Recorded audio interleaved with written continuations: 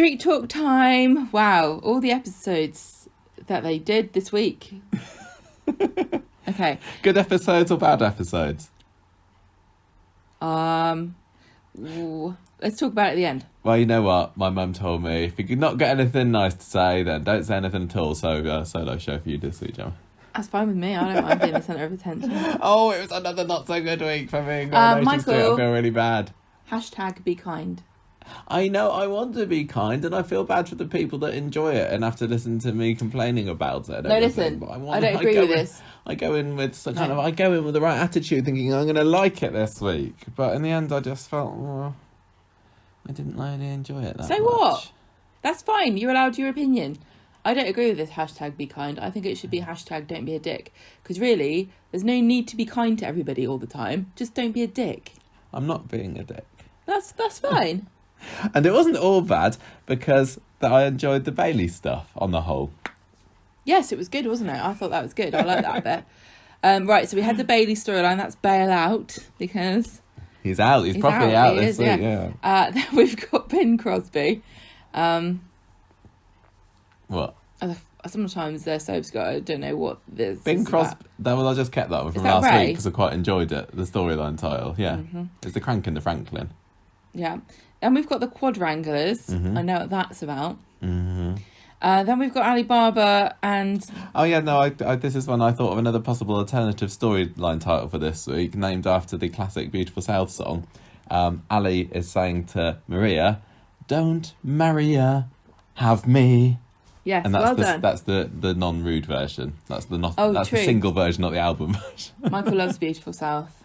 Great. One of the proper northern band.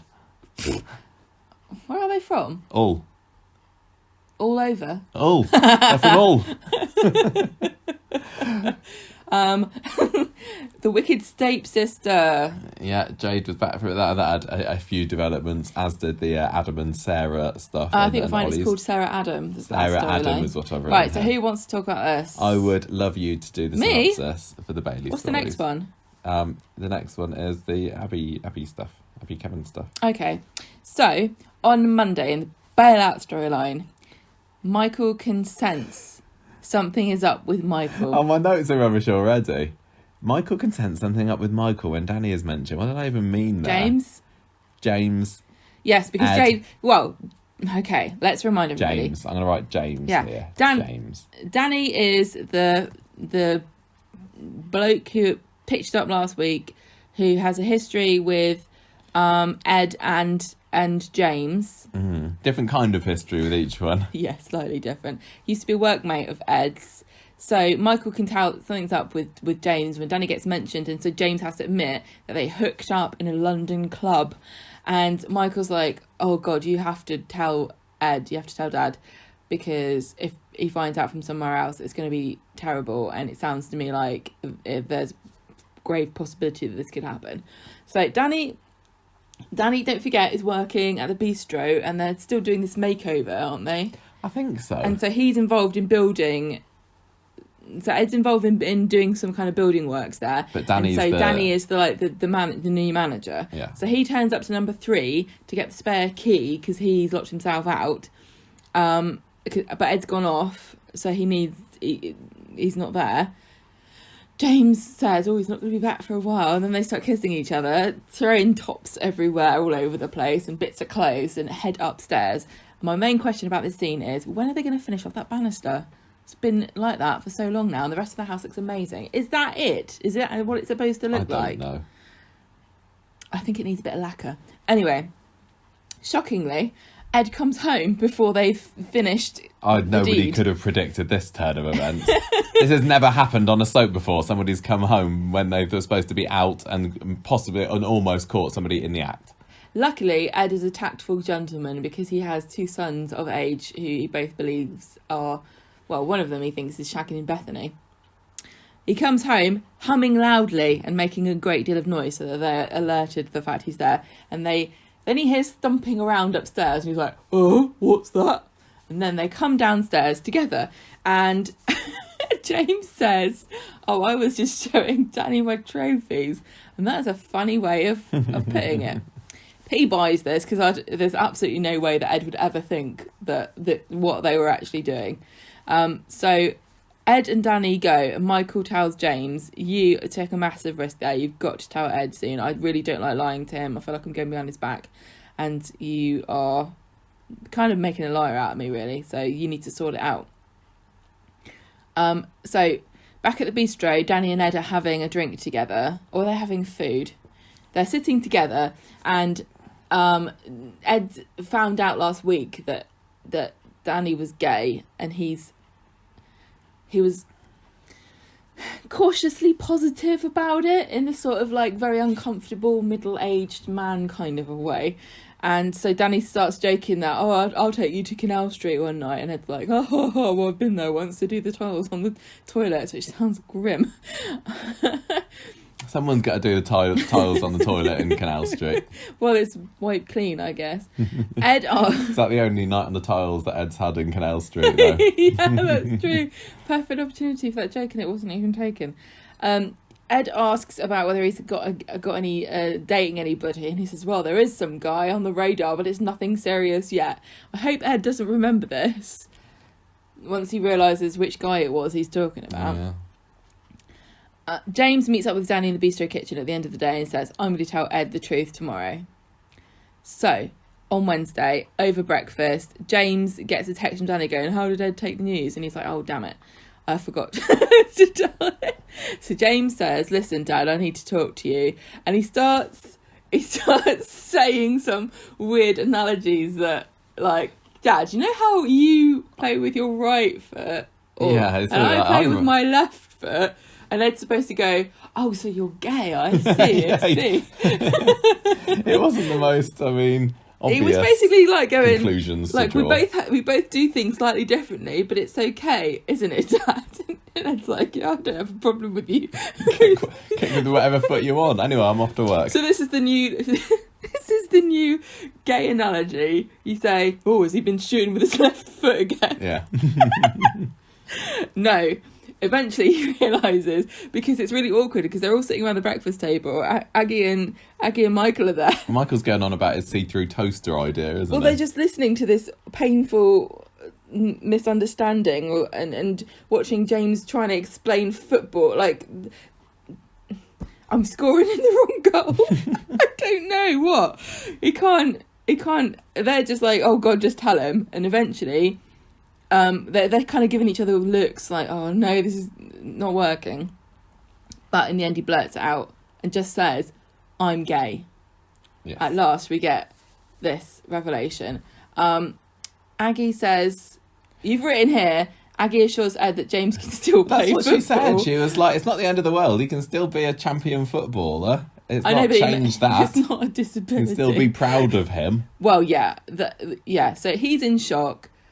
He's more upset at this point than that everybody else knew before he did. Yeah, so they've been lying to him for he doesn't know how long. Yeah, he doesn't know. He doesn't really find it out. He says, look, you're my son and I'll love you no matter what. And it seems like it's going to be very easily solved at that point, doesn't it? At this point, I was accepting. going, oh, well, this was a bit of a build up to now, I guess.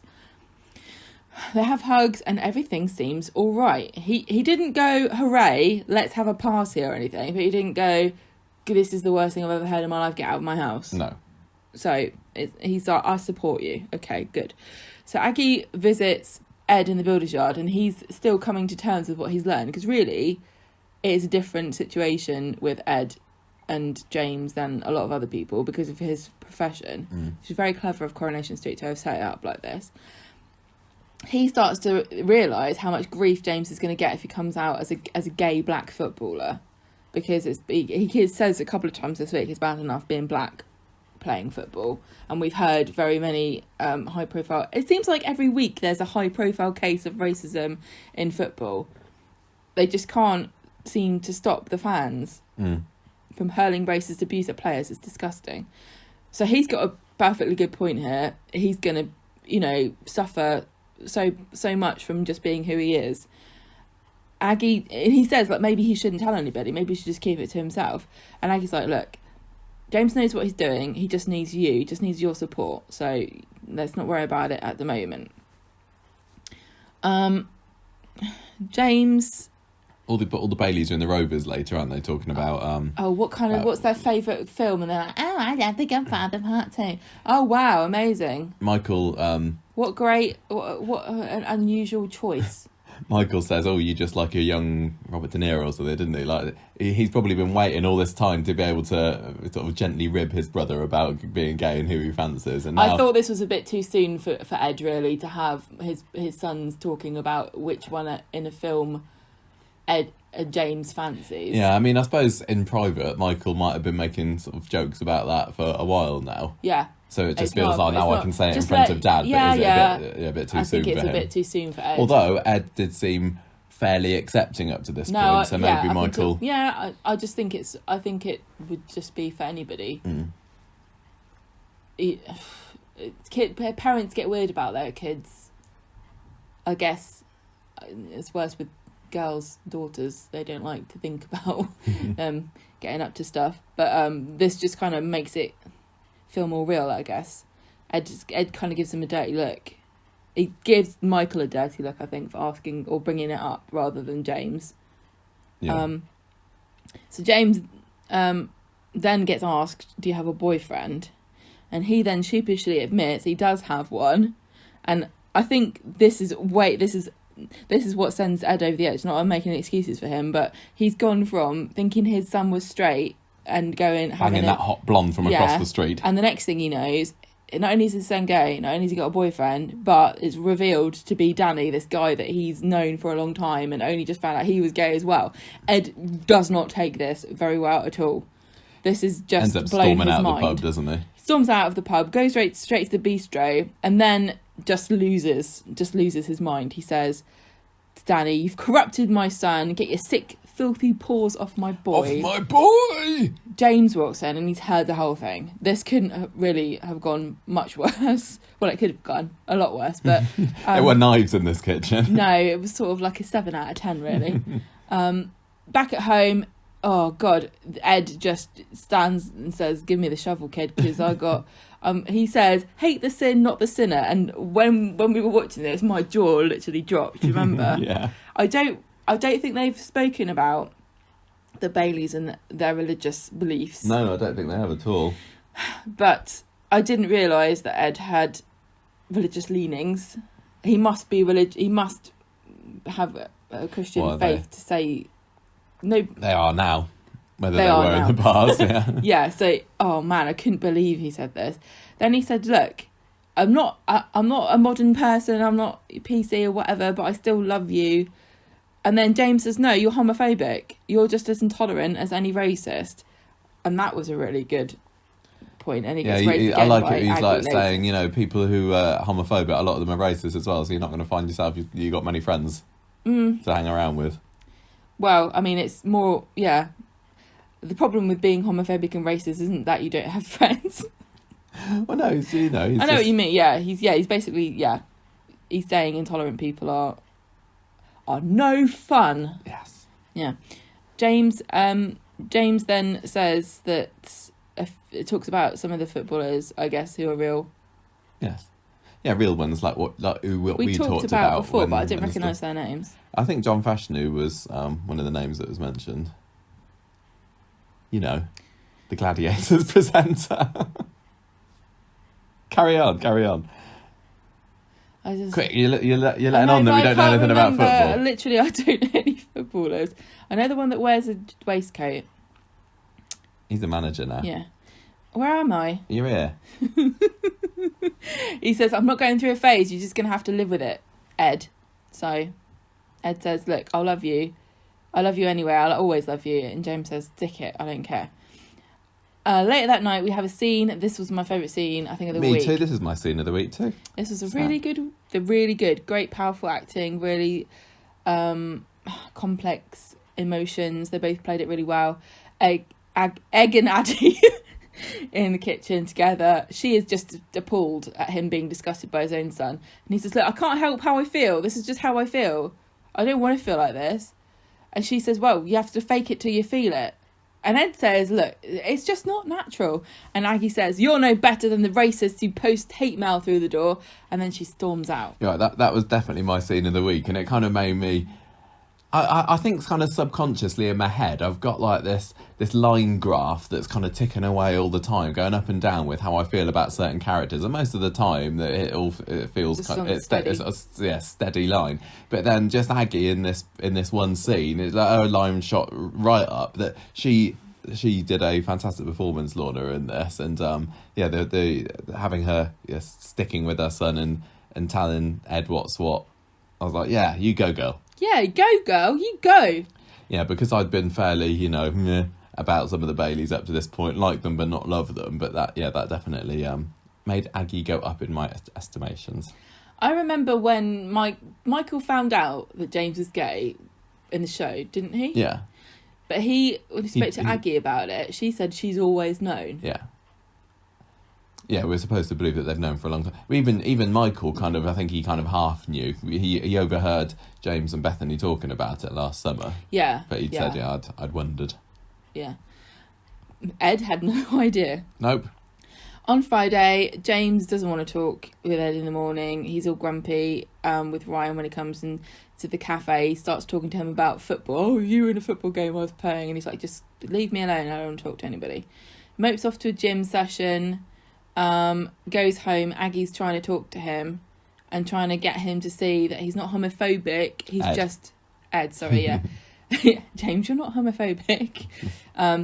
Ed's not homophobic. He's just stuck in his ways and old, and it's a lot to process all at once. This makes me think that Aggie should have told him. Don't you think? Yeah, to giving him time to... It's really. I think before he reacted. Everybody's just kind of unconsciously decided that it's James's responsibility as the person who is gay to have to come out. But it's such a burden on people because you don't come out as straight. In some situations, I can see that you would want to say it yourself, but I feel as though if Aggie had told him and he'd had time to think about it, he wouldn't have had this. So do you think, she wouldn't have had the right to have told Ed without James's permission? No, not without James's permission. Well, a lot of people want to be able to say it themselves, don't they? Yeah, maybe that's what but... James wanted to, but don't you think it was because it all... It's because, I don't know. Oh, it's horrible. Ed goes to see Danny in the kitchen and says, look, I'm sorry. Well, they have a meeting and Ray's there, and then Ray leaves.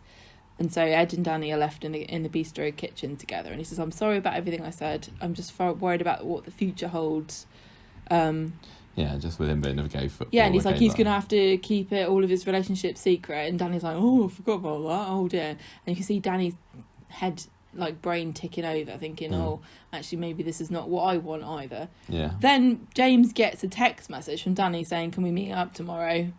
Clearly, to me, it seems as though Danny wants to split up with James. Yeah, it seems that way.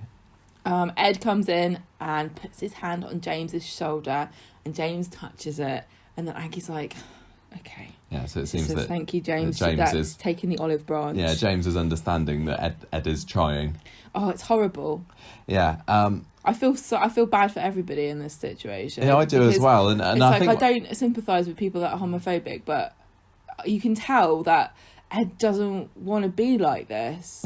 But I'm kind of wondering whether Ed's character has taken a bit of a bullet for the team with this story, because if he carries on saying the things he's saying, then any sympathy that you've got for the character is gonna be extinguished eventually. He can't continue to be homophobic. I don't think he is now. I think that's just it. I think that he just... But equally, the idea that he would suddenly switch his way of thinking to think, oh no, actually it's fine, that doesn't seem genuine either. It does feel like it to me. I think it was more just the shock of he's going out with Danny that exploded him. I think he was going to be quite happy. I thought to me, it felt like he was sort of like, oh God, I'm going to have to digest this and make myself okay with it. But then when he actually... It's because he thought this is real. It's not just I'm abstractly gay. you know, in the future I could have a boyfriend. It's right here, right now, I am gay. And I'm in a relationship and being actively gay with another man. And his brain just went, ting! Well, it seemed to me that Ed was saying the things that you're supposed to say when your son comes out to you. It like, really of course did you're feel going to very say, I love you, whatever. And I don't believe he doesn't love him, whatever. He clearly does. All but it's almost like saying, as long as it's nothing to do with me, as long as I have to then think about it, or see it. exactly. Just keep it to yourself, son, and I still love you. And now he's going out with this mate of his, Danny. It's just like rubbing it in his face almost, he thinks. And it also apparently does go against his religious beliefs, which is an interesting angle to add to it, but it's a shame that it hadn't been established even slightly hinted at before, because when he does the hate the sin, not the sinner, and also Aggie asks him in the kitchen later, do you believe in God? Yeah. And you believe he created us all equal? Oh yeah, just not gays and lesbians.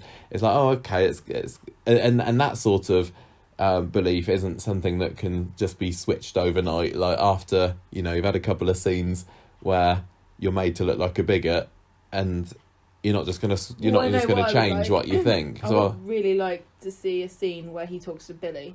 Well, I'm wondering whether Billy's going to have anything to do with this, because there was the scene in the Rovers with Ed earlier in the week with Sean, wasn't there? When he's storming out the pub, I kind of half missed it. He goes to get a drink from Sean, and then he kind of looks at him and is like, "No, I don't." With this. Yeah, there's gay people everywhere. Yeah. And that might mean, like, hint that there's going to be a Billy link, because obviously the past relationship between Sean and Billy. But it seems that if anything's going to convince Ed that actually it's okay, then it's going to be Billy, which I wouldn't mind. Feels like Ed just like tolerated the existence of gay people. Yeah. And that now he has to accept properly that it's okay to be gay. I would really like him to talk to Billy about it, because Billy obviously has reconciled his religious beliefs and his sexuality. And I think that if Billy explains why he thinks God is okay with it, I do think that Ed will go. Yeah, I just don't want it to be an immediate change. Maybe he is going to have to. But if he's being against it because it's religious, and then Billy goes, "No, it isn't actually." Because the thing is about the Bible is that there are certain lines that make it seem as though it's a sin to be gay. Yeah. But I don't really know the arguments about how that you can interpret that in a different way, but I know they exist. Yeah, absolutely. Do you think that he is going to fake it for a bit? Because Aggie was saying, look, you fake it until you feel it. I don't think there's going to be very much more from Ed now. I think this is it. I don't know. I think he's just going to be uncomfortable about it. I think in the end he's going to have to stand up for James, because he's going to get some homophobic abuse from either another player on the maybe Tommy Orpington is revealed as a massive homophobe. Yeah, exactly, and Ed has to punch Tommy O's lights out or something like that. Go for it. That's the cliche way of doing it, isn't it? It was a little bit like when they play the White Man story, when Lloyd was the one that eventually rescued what's his face Tony from some fight that he was in. So Ed's going to be like, I'm the only one who's allowed to be homophobic to my son. Or there's going to be, a fan or something that has a go at James. Because do you think I assume it is going to come out. Yeah. At some point, though it still feels like that they don't need to rush it particularly. I really enjoy how this progressed. I think it's I said it all last week. I do feel a little bit sorry for Ed as well, because he is right to be a bit miffed that he was kept in the dark for all this time. Yeah, he's right. Only about. Yeah, because I wondered what you were saying. No, yeah, he. If I felt that my family had been kind of whispering behind my back for 6+ months, and it's not even like it's something small. It's like a fundamental part of somebody's life, personality, and future prospects, and they're all like, "Don't tell Ed," and then. I hope that they have a nice scene, just a 1-to-1 scene with Ed and James, where they can both talk calmly about it and have him accept him. I mean, there's also this whole thing with Danny as well, and is he going to split up with James on Monday? Because at the moment James thinks, oh, Danny wants to see me on Monday, what's that going to be about?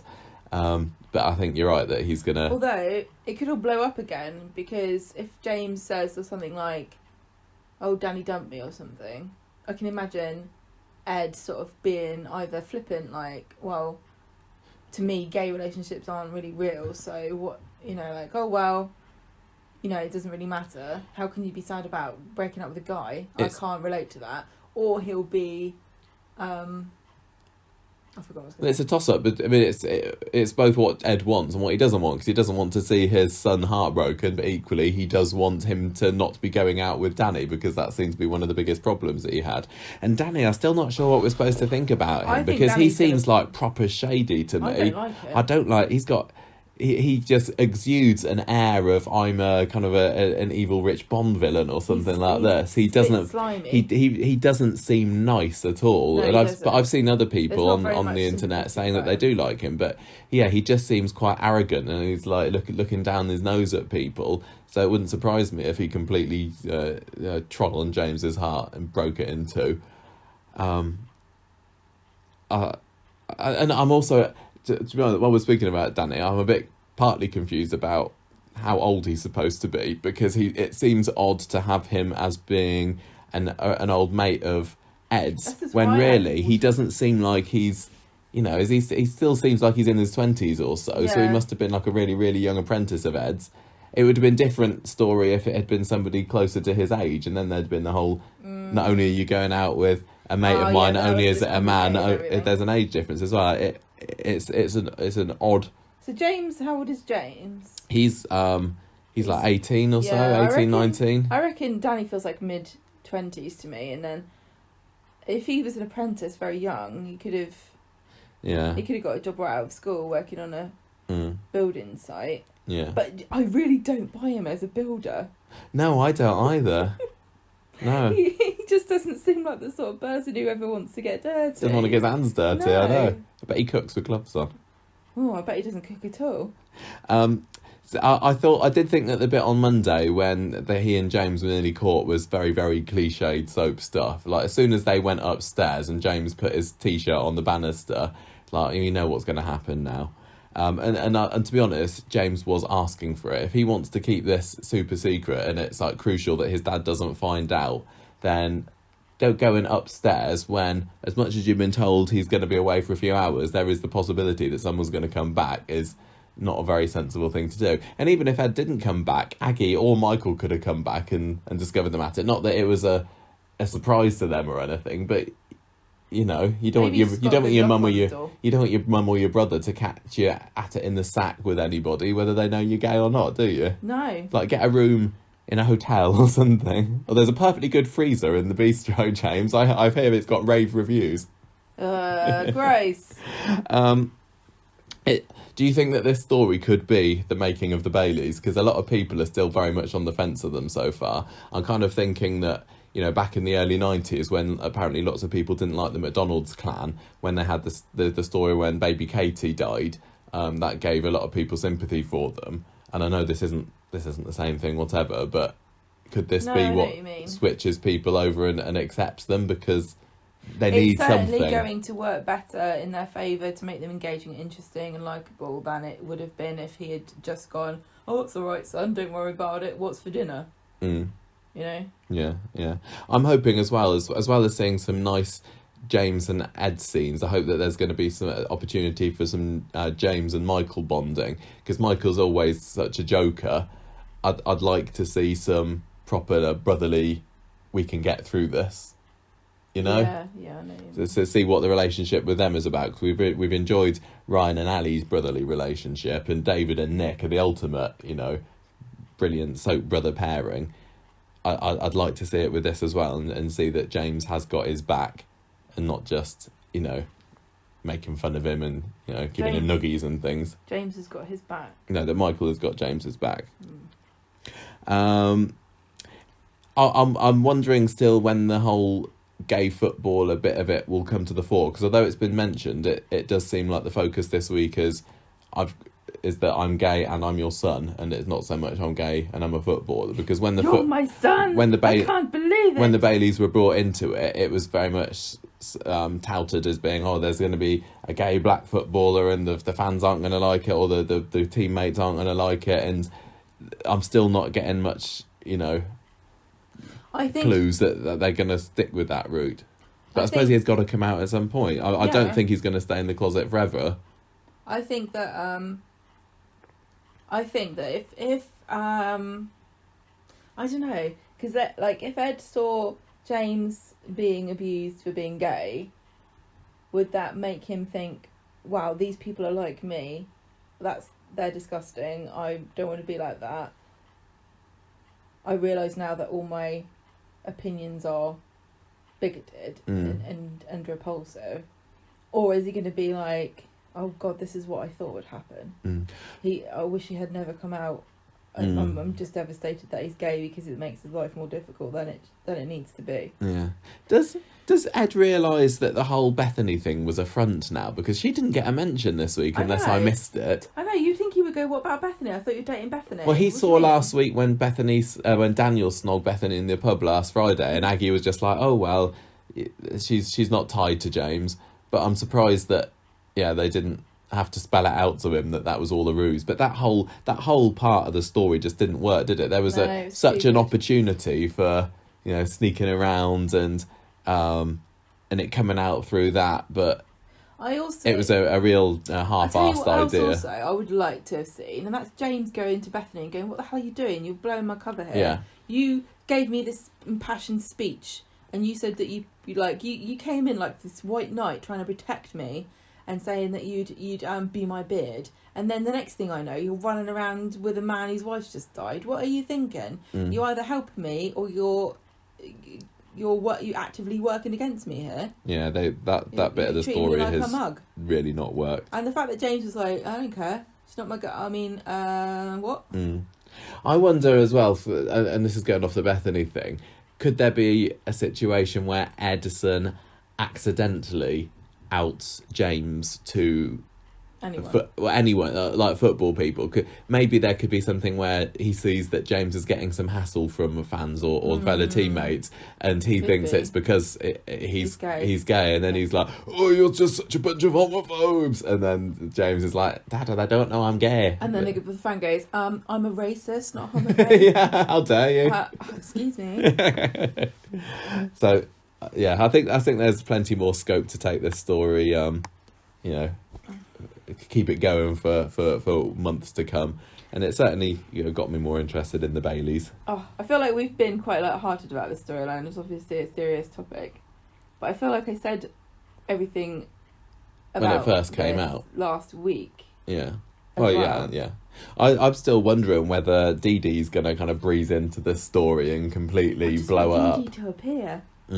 I've decided she's the Ice Queen of Chicago. Can't wait to see her. Well, I still haven't heard anything about her going into it. Right, let's do the what? Or anything else to add? Say about that? No. No. I just feel like I'm not in a serious mood today. It's fine. Okay. Let's talk We've got about the Abby, Ray, Kevin stuff. So last Friday, remember, Abby blew up Ray's car in spectacular fashion. Amazing. And this week she's had to deal with the consequences. Oh, she is, isn't she? Mm-hmm. So straight away on Monday, Ray knows what Abby's done, but there's no evidence to link her to it. And she says, no, it won't me, Governor. I don't know what you're talking about. Kevin is there as well at the garage, and he thinks that she's stupid for torching the car, but he still defends her. And that's when Ray gives the line that is something like, I don't know why you're sticking up for her. She's had more men than the Wembley turnstile. Yeah. Abby's desperately looking around trying to find alibis at that point to back her up and say that I was with you when you were blowing up his car. She tries to get Sally to do it, and Sally's very she's hesitant. She doesn't want to be dragged down and have to lie. Why would you ever ask Sally for an alibi? All the jumped up prissy people on the street to ask. Well, because they're mates, also, Abby thought. She goes, I know, but to be fair, I wouldn't give my friend a fake alibi either. I wouldn't have thought that Sally would be able to stand up to the pressure of being questioned by the police. I think she would crumble. Yeah. Because she's too straight in her morals, yeah. But even if the thing is, I don't understand. Does Abby really need an alibi? Can't she just say I was at home?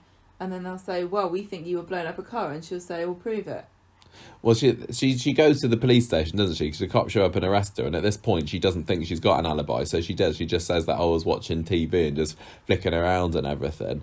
Because Paula's there as her lawyer, and I don't know how Abby's supposed to be affording Paula, but never mind. Abby's still not admitting that she did it, but she kind of hypothetically asks Paula, so if I did blow up Ray's car, what would happen to me then? Paula's like, well, really, 3 to 5 years in prison, which tells me straight away Abby's going to get away with this, because I do not see her going to prison. True. For 3 to 5 years at least, and anyway. Why was Paula turning up to meetings, professional meetings, as a lawyer with a snakeskin clutch instead of a briefcase or any sort of sensible handbag? I'm a cool lawyer. I'm the one you call when you don't have that much money. So she says to Abby, look, you really should tell me the truth about this, but Abby's still not, and she just no comments her way through the interview. Paula's a smart cookie. I think she's worked out for herself that Abby did it. I think everybody involved in this story knows that Abby did it. Ray knows Abby did it. The police know Abby did it. Kevin, Sally, Paula knows that Abby did it. They just got no proof for it. Abby has actively forgotten that she's supposed to be pretending that she didn't do it. Yeah. Luckily for her, there's no CCTV, so she's taken a massive risk, but she's sticking to her story that she was at home. But it turns out that an alibi has come forward. Somebody who watched TV with her last night. It's Kevin come to save the day. So the police are like going, what's that? You were watching TV with our suspect? Okay, well, we won't ask any of you any more questions. Yeah, they accept it quite quickly, but they do speak to Kevin again later in the week, don't they? No, but can you imagine there's like the young detective on the force going, come on, let's question both of them and ask them what they watched, and there's like the grizzled old couple going, no, they always agree on what you can't ever catch them out like that. But actually, if you ask them both, probably she would say we watched Zambezi, and Kev would be like, oh, match of the day. Yeah, the fact that they hadn't got their heads together to arrange a story before this does mean that whatever Kevin would have said would have fallen apart. What did you watch? What would he have answered? Because she said she was flicking around. Yeah. So any answer would have been wrong then, wouldn't it? Basically, yeah. But never mind that. Also, they end up, to say, go on. Who flicks around these days on television? I don't know. Nobody. You go on Netflix and do that. You go on Netflix and go through the categories, and it gets more and more specific, like British horror comedies involving zombies. Oh, that's what Shaun of the Dead again. They go home, and Abby's feeling very triumphant as she thinks that she's got one over the cops, and she owes Kevin everything and promises him a boozy night out to celebrate. Now, this is when Sally comes over and learns what Kevin has said, and she thinks the whole thing's ridiculous and that he and Abby deserve each other, and whatever's coming to them, they deserve it. Abby, she also accuses Abby. She says Abby kind of admits that she does fancy Kevin to Sally, doesn't she? Because she's got her glad rags on again, and she goes off to the Rovers to have a few drinks with him, and she jokes that the reason he lied to the police because he fancies the pants off her, and he goes like, well, I can't deny that I am into you, Miss Franklin, and you're being too harsh on yourself when you say you're not worth the effort, because you're awesome and loyal, and he calls her like a pit bull or something, doesn't he? So he says all nice things to her, and so they end up going home, and she gets one whiff of his armpits, which are sort of fire warrior, yeah. And then she can't help but neck him right there on the street, where the detective promptly comes and interrupts them and drags Kevin off. No, she does. Well, no, he says they says well, there's still no CCTV footage of this, but this is right. He says that we found some CCTV footage, Mr. Webster, of you driving your car down Rosamond Street at exactly the same time when you were supposedly with Abby watching TV. And Kevin comes up with the story, or that he and Abby kind of throw ideas out together and so they stick with it. Like he had to go and get some car part in Castlefield, and Abby went there with him. And the cop clearly does not believe him at all. I know, but the cop's like, oh, my hands are tied. They both said the same thing when I asked them together at the same time. Yeah, it's like, we'll deal with this later. Well, first thing on Wednesday, because they ran out of time on Monday's episode, he gets questioned by the police. He gets dragged down to the station because they've got some more CCTV footage, and it turns out that Abby's not in the car with Kevin. And he quickly comes up with the excuse that she was kneeling down to get a contact lens. It's the stupidest thing I've ever heard, and that's what the policeman says. And he didn't even... Does he know that she wears contact lenses, or is this just another Kevin... I nearly said once your contact lens is on the floor, you don't want to put it back in your eye anyway, do you? I know, what's you dropped it in the car. Save it? Yeah. Anyway, and it's like the oldest excuse in the book as well, isn't it? My contact lens fell down. Yeah. And he just have said we were none of your business. Why her head was lap height when I was driving. Anyway, he insists that Abby's innocent, but the detective says, well, you wouldn't know whether she's innocent because you weren't with her, were you? And if you're not careful and you stick with this story, then you could be charged with perverting the course of justice, Mr. Webster. So I can advise you to think very carefully about how you answer this. And he says something like, well, it could be possible that I got my nights mixed up. I know, what the heck? What, so you confused yesterday night with any other night of the week? I know, or two nights ago, wasn't it? Yeah. Or when he was first questioned, I was with her yesterday. Oh no, that was a week last Tuesday. Like, it really... It's like, Kevin, I know that it's a tough old... They deserve to have the book thrown at them, honestly. Sally's right. In Weatherfield, but it's not like every day's the same, is it? I know. Sally also comes and sticks her oar into this and insinuates that Abby is leading Kevin up the garden path. And Abby says, well, you know what? He deserves the best, and that's me, so stuff it. Abby's full of misplaced confidence this week. No, she says, I deserve the best, and that's Kevin. But why? Kevin has been able to build her up. He has a little bit. He's a bit cheered up now. He's got a beautiful bird on his arm and in his bed. Kissing horizontally, which is what Abby takes him off to do at the end of Wednesday's episode. There should be far less of that going on in this programme. Friday, Abby has cooked Kevin a nice breakfast. They're going to go to the cinema together to see 4D dinosaurs with Jack. What are you counting on your fingers? Are you counting when Abby's going to give birth? November. Oh yeah, Christmas birth for Abby. Early December.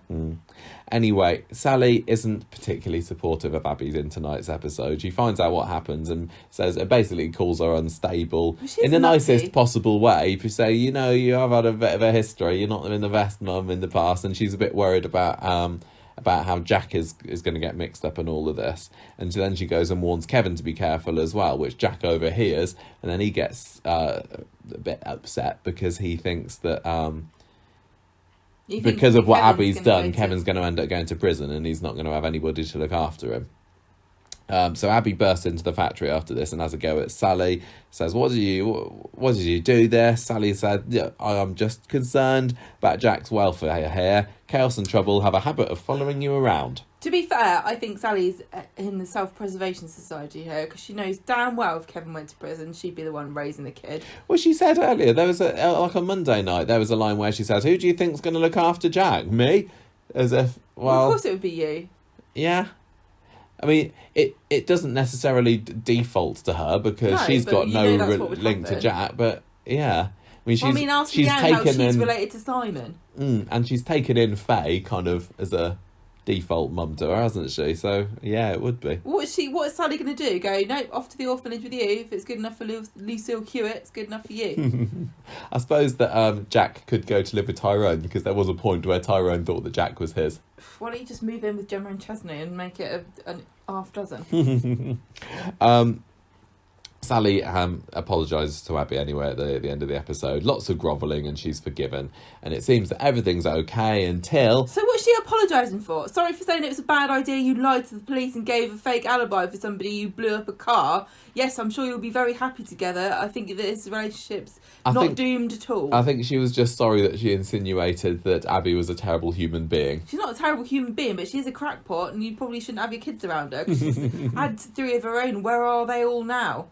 Yeah, she does have a point, does Sally? That sounds like a Channel 5 documentary. Where are your kids? It did seem a little bit like this was conflict for the sake of conflict, though, because up until this point, Sally's been really seemed chill like with Abby. She has. It seemed like a quick switch just for the sake of drama. It does make me think that I know that there's a relationship that, like, obviously is. What I'm trying to say, does Sally have some kind of hidden feelings? Well, I wondered this. Is she feeling a bit jealous, especially with the state of her marriage to Tim at the moment? Are there dormant feelings for Kevin beginning to resurface? Kevin was a dirty toe rag, but he never fake married me. That would be. Would it be an interesting angle, or would it just be yet another love triangle? I wouldn't be interested in it going this way, but it the only thing that really makes sense to me as to why Sally's so. I mean, they do have a weird relationship, don't they, Sally and Kevin? They really do. Because she's more like his sister or something. Yeah. Now. They're not one of these couples, like divorced couples that are split up and don't have anything to do with each other. She really deeply involved herself in his life. Yeah. And tries to give him advice and things. Like, he's her hopeless little brother who can't do anything right. Yeah, and now Tim's moved out. She doesn't have a man to boss around anymore, and Kevin's the next in the firing line, I think. Yeah. Anyway, the end of the episode. Yeah, the end of the episode, they're snogging again in the street, and then Ray comes along and says he has some very interesting information that's just come into his possession, so you'd better enjoy your time together while you still can, basically insinuating that one or both of them are going to be in prison by the end of this. And this is when Abby's like, oh, whatever, you don't have any proof that I did it, bye. No, Abby, the story is you didn't do it at all, and you should be sticking to that and going, what do you mean there's no way you have anything because I didn't do it? Not going, you can't prove it. I don't know whether... Do you think he has got proof or is he just bluffing? I mean, everybody knows she did it, literally. But I don't know what... I think Abby's starting to think she didn't do it now. I don't know. I don't know what sort of proof he could have because there isn't any CCTV footage. I mean, maybe... I don't know how much they said about what state his car was in. Was it completely burnt up and no chance of any fingerprints? There's no way... This is the thing. There's no way that he's got proof that the police don't have. I mean, there could be that somebody saw Abby taking the car keys because it was in a crowded room where she was rifling through his coat and he could have spoken to someone and he could have been, off screen looking for evidence for this. Yeah, like a mate of his could have... Or one of his waiters or something could have said, oh, I saw her getting your keys, or... Yeah. Or, I mean, he's a nasty piece of work. He could have fabricated some evidence. He could have made somebody say, I saw her taking the keys. Yeah, good point. That's a very good point. But I still... The thing with this story is I don't see either Kevin or Abby getting sent down for it, so it seems... I kind of just want it to be wrapped up. I don't need this to be dragged on for a long time and have me wondering, are they going to get locked away for it? Because I don't think they will. Well, why hasn't Ray gone straight to the police then? If he's got this proof, was he just to gloat? Maybe he was just on his way there at the end of the episode. So at least. The development here is that Kevin and Abby are at last a couple, and this seems like it's been about 8-10 months coming. It's been so long. It's been worse than maybe I'll take that back. Almost as bad as Gemma and Chesney will they won't they, because that went on for about 2 years. Yeah, that's awful. And it did seem like last summer, as soon as they started sniffing around each other and the whole Kev the Crank thing, there was going to be a relationship coming up. So I'm glad that they have at least. But it's still immediately now when a couple get together, I think, how long is this going to last then? I kind of wanted them to get together, but then Kevin just turned into being a massive arse, and I just found his attitude towards Abby. He's been so jealous and just petty jealous, and also like treating her like dirt, like this kind of attitude. If I can't have you, then I'm going to make... Yeah, but it's so pervasive in society. But I don't think that it's very obvious that this is what he's doing. But he's basically saying, like, you slept with another man, so your value has now been decreased. Like, to me, I don't value you because I think you're a hussy and a slag. You know what I mean? That's kind of the disgust. Yeah, even though Ray's not exactly Abby's first notch on her bedpost. Well, he can talk. I know. You know what I mean? And he's just, like, so possessive. It's like, what... gives you the right to think that you can tell Abby what to do with her and her relationships. Mm. Unfortunately, it's marred somewhat by the fact that he was right and that Ray was wrong. I'm kind of willing to put that to one I think side, I'm just gonna though. have to. If they have a nice relationship, and there has been a few like I sweet think the bits. thing There's is- not again. It's been another one of these relationships where there hasn't been a whole lot of romance. It's been a let's go No. straight to bed within the first. Michael, What? this is my point, though. I think Coronation Street wants us to go, oh, how sweet! Look how upset he is that he's so jealous. That's romantic. He's so possessive of her that it must be true love. And to me, them just going, Abby, run away. This man is toxic as hell. Do you know what I mean? It's supposed to be romantic. It's supposed to be like he's upset because he's so passionate about her. Doesn't come across like that to me at all. It comes across to me as being really creepy and horrible. But he's old there have enough to know better. there have also been the scenes where he was telling her, no, you're great. I see the real you. Everyone else looks at you and just sees an ex-druggie, but I think that you're lovely and you're super loyal and everything. And she's been having her saying, you're one of the only people that ever, believes in me. I think she's waxing lyrical about him disproportionate amount. Well, Because when she was going on to Sally, going, oh, Kevin's the most amazing man I've ever met in my entire life. He's incredible. He's wonderful.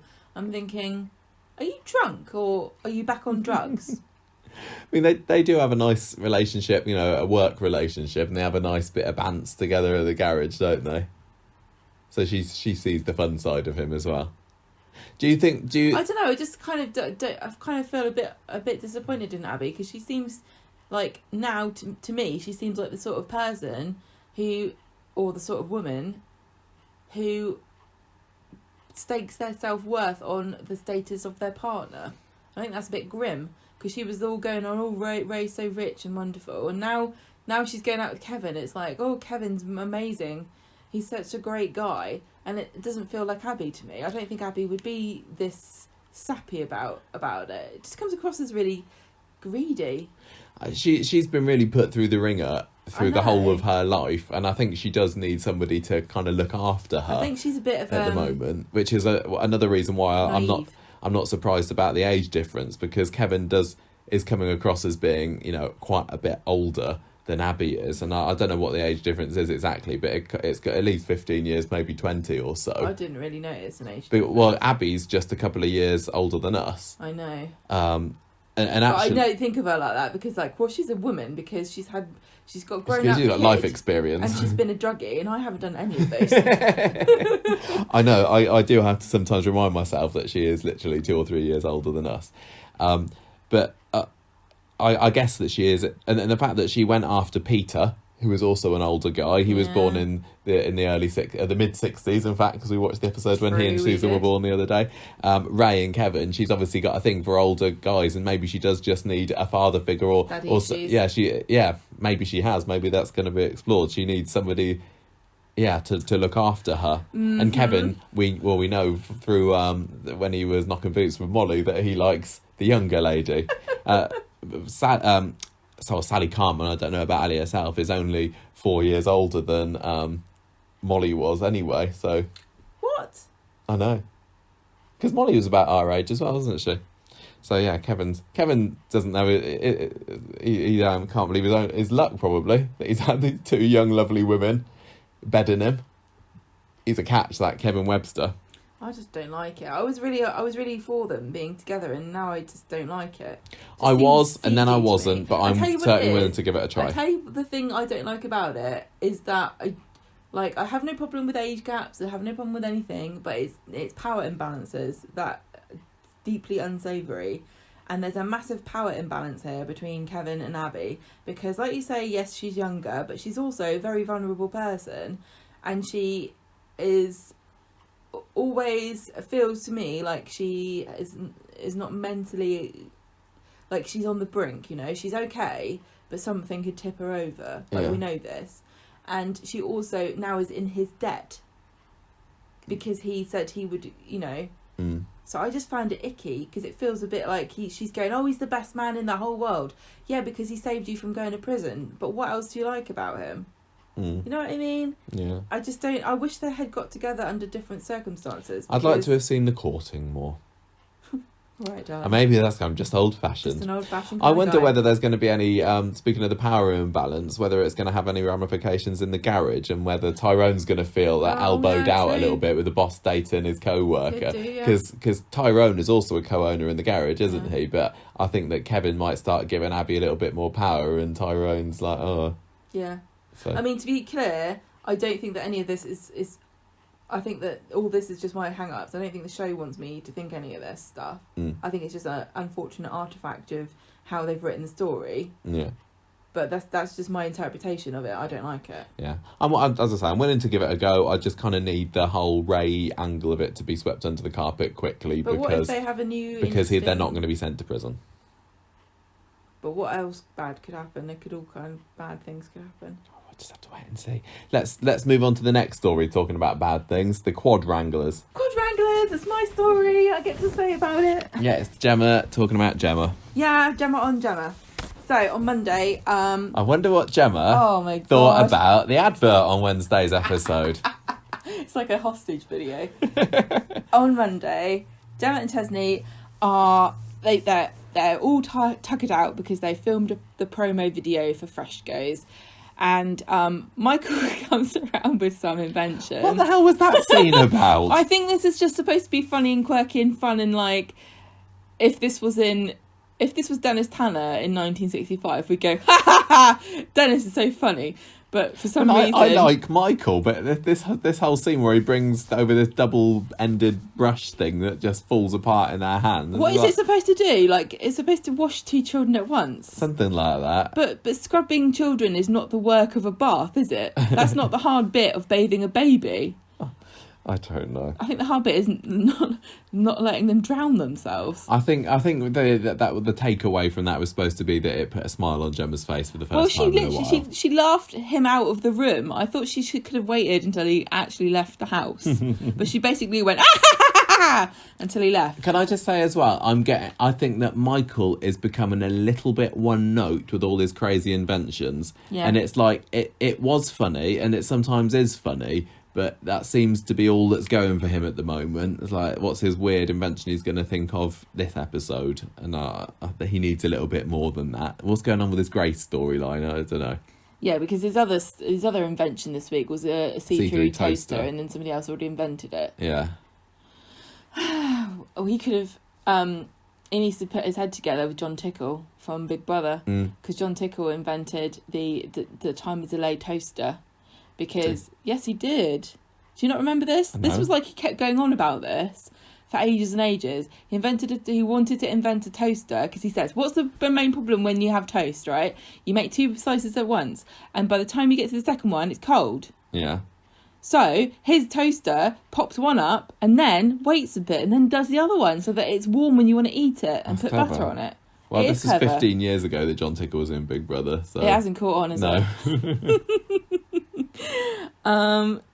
it? So they're all stressed out. Then Tara comes over and says, we're having the big product launch tomorrow. And Gemma gets miffed off that Chesney is sucking up to her. Then Tara leaves, and then they realise that they're supposed to be picked up tomorrow at the same time as Alad's hearing test, and Gemma refuses to phone up to reschedule it.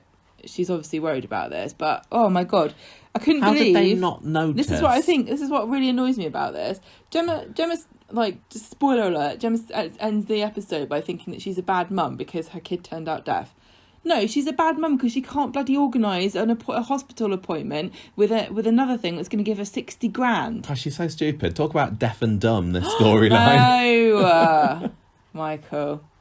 Yeah, so I'm just not impressed by this drama. Like sometimes Coronation Street just can't be bothered to think of a plausible reason to have a clash. It turned out to be okay in the end anyway, doesn't it? It was a load of nothing. They managed to get to the promo launch. But Gemma just spent the whole week just being very obnoxious and obstinate about everything that Fresco's was trying to do. So because Gemma's being annoying and saying she's not going to reschedule the hospital appointment or acknowledge in any way that this was her fault and that she's responsible for making sure that she's available, or telling, like, she must have had this is the thing, you get sent hospital appointments months in advance or quite a long time. They don't just tell you, oh, is it all right? Is tomorrow all right? It never happens. You would have known well in advance of this. Well, it's been a few weeks at least that they've been worrying about Ali's hearing. Oh, stupidity. It would have made more sense if Tara had gone, listen, we've got to do it tomorrow. Mm. You know? Anyway, Chesney calls Tara around and they say, we've got a hospital appointment. And she says, oh, no, is it something life-threatening? And they say, no. And she goes, well, that's a shame because we're not rescheduling it then. She said if it was something life-threatening, I could have spun it, but it won't. So you can't get out of it, I'm afraid. On Wednesday, Gemma's worried about this hearing appointment again. Whenever they said it sounded like they were saying an earring appointment. I know. Which one's better? They're going to look better in a stud, or should we give them a little hoop? One earring, both earrings. What about one of the ones on the top? Yeah, nice one. Yeah. Take him along to Claire's. He's having an earring test. Do you want to see if he prefers silver or gold? Because that will, affect all of his wardrobe as well. That'd be a good way to tell the quads apart, wouldn't it? Give them all different earrings. Well, they're not identical. I keep forgetting. All babies look identical when they're true. This age. Mm-hmm. I want to know how they're going to cope with it when they get older. They're going to have... No, they're just random 4 children that are all the same age. Yeah, but they'll have to make them look, slightly similar, won't they? Like they're slightly related. I don't think so. I suppose Steve and Andy didn't look anything like each other, did they? No, they were twins. Mm. Go on. Right, so... They go to the hospital. She's mithering about, I don't think we should do this Fresco's deal. Oh, am I a good mum? The answer to this is yes and no. This thing of Gemma worrying, am I a bad mum? I'm a bad mum. It felt like it was on repeat this week, didn't it? I know, but Chesney saying, no, you're a great mum. Oh, yeah, but am I a bad mum? It's all my fault. No, you're a great mum. It's really difficult to feel sympathetic because this is obviously something that you feel when you're a parent because you can't do everything right, and as soon as you do something wrong, you're responsible for the suffering of this small innocent thing that relies completely on you to do everything for it, and it didn't ask to be born, and you're the one that's doing everything wrong. So of course you'd feel like a bad parent all the time, but it's really boring to hear her going, I'm such a bad am I a bad mum? I wish we'd have aborted that, Alex. Oh no, we'll get to that in a minute. Don't even say that yet. So they have to go in for this hearing test, but Alan is supposed to be asleep, but he is not. He's mithering. Did they say what the hearing test actually consisted of? I actually looked this up because I could not believe that there's such a thing as a hearing. Wait for him to go to sleep, then pop a balloon next to him and see what happens.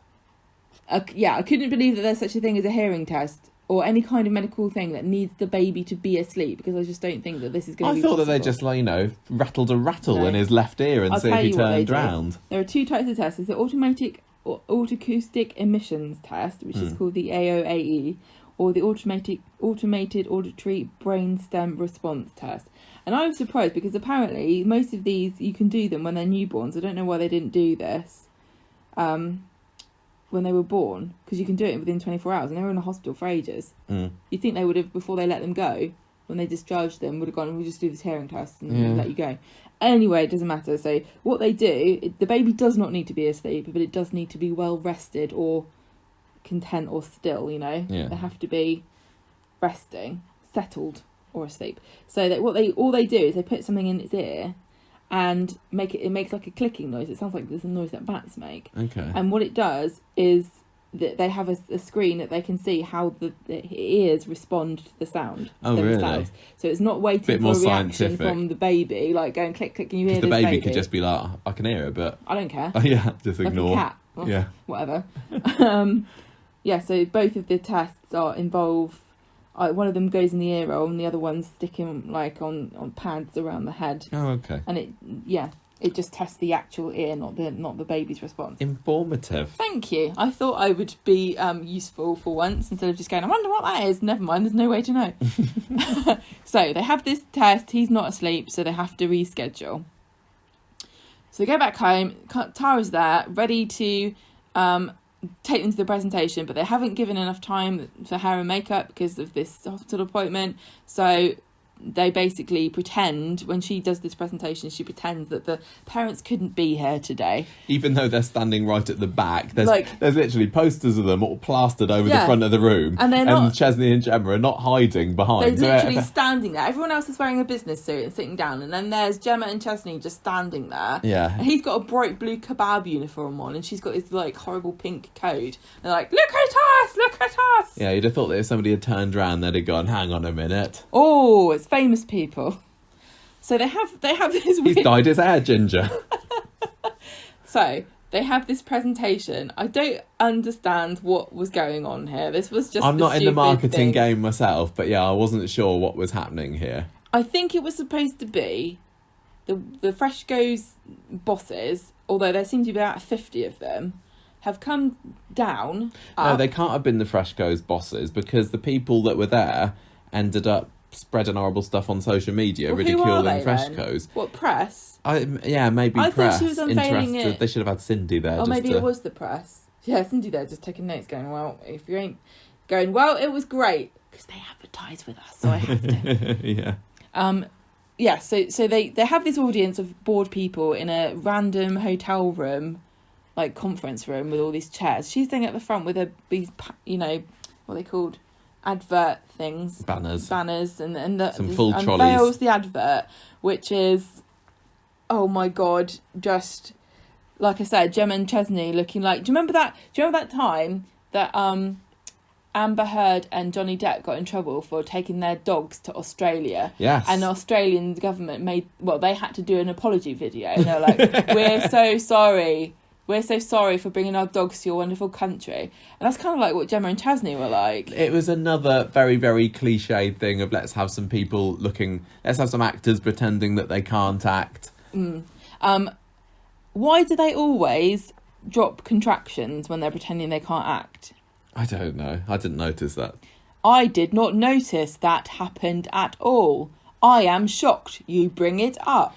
Well, at least we found out that the angle that the Fresco 4 ad was going for was... actually made sense. Yeah. Once. Oh, it's so hard bringing up being a parent. Luckily, we can get everything we need at Fresco. Also, they're very cheap. No, it was going, we can shop online. It's great. Yes, that's right. That is right, Chesney. We can do our shopping on the internet. Was it supposed to be... It surely couldn't have supposed to have been a television advert, though, because it was literally a minute long just with them talking. Maybe it was one of these horrible YouTube ads that you just wait for 3 seconds and click.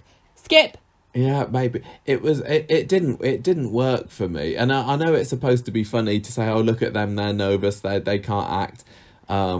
But I was just watching it and saying, is Tara and whoever else is involved in this campaign so terrible at marketing that they thought, yeah, that's a brilliant advert, that's going to get people shopping at Fresco's? It's clearly would have, if it had gone to the public, it would have been a massive flop. It was a terrible, terrible advert. But maybe it's more like an introduction to the press, like, we're going to have, like, it was never meant to be seen by human beings.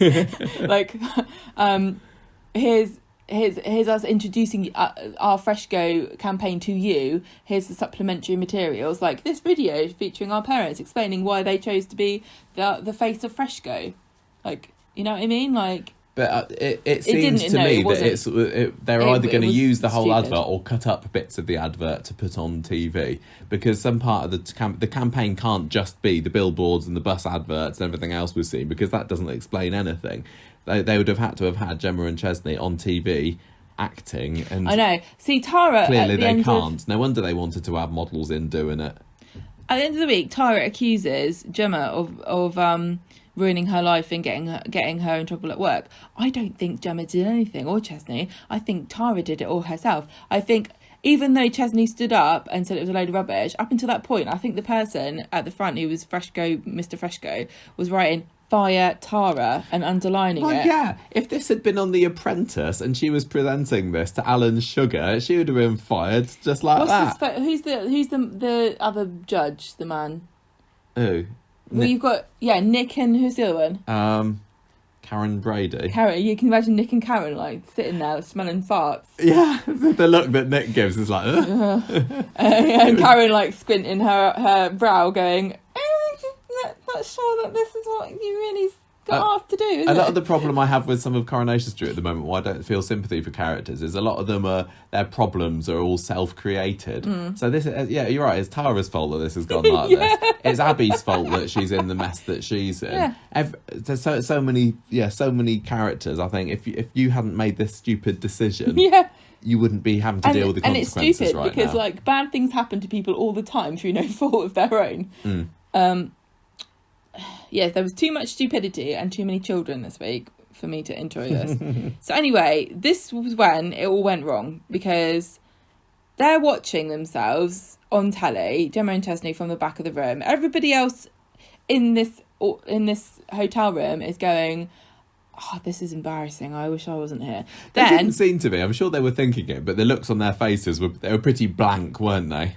They weren't taking notes, did you notice? Yeah, I didn't think a whole lot of the acting performance of the people in the audience. They weren't very good, no. They were watching it blank-faced, and then when Chesney comes up, there's a few nods from some of them. It was dumb. It's like they didn't actually get any direction from anybody, so they just like went, well, I don't know what expression I'm supposed to have on my face. I'll just be blank. I was quite surprised how many people they managed to get to Why fill did the they room. need You get so fewer many? people than that at the Bessie Street Nativity. I thought what was happening was Tara was calling the Frescho bosses, just them, to come and see, like it was like they were Lord Sugar. They only needed like 4 or 5 extras. Instead, they hired a whole room of people. Do you think they hired a hotel room and put the chairs out, and then like pigeons when you throw grain, all these random people in the hotel just came in, sat down, going, oh, there must be a timeshare thing going on. I'm just going to sit and wait and see if there's any It did look coffee. like a timeshare presentation. Somebody you're said right. that on the Facebook group, so I did steal that. But and so they didn't know they were going to even be on television. And at the end, they were like, let's just use this, get them to sign release forms. It felt like it was maybe the same set that they used for Ray's hotel. I didn't think it did. With everything feel cleared like out. It,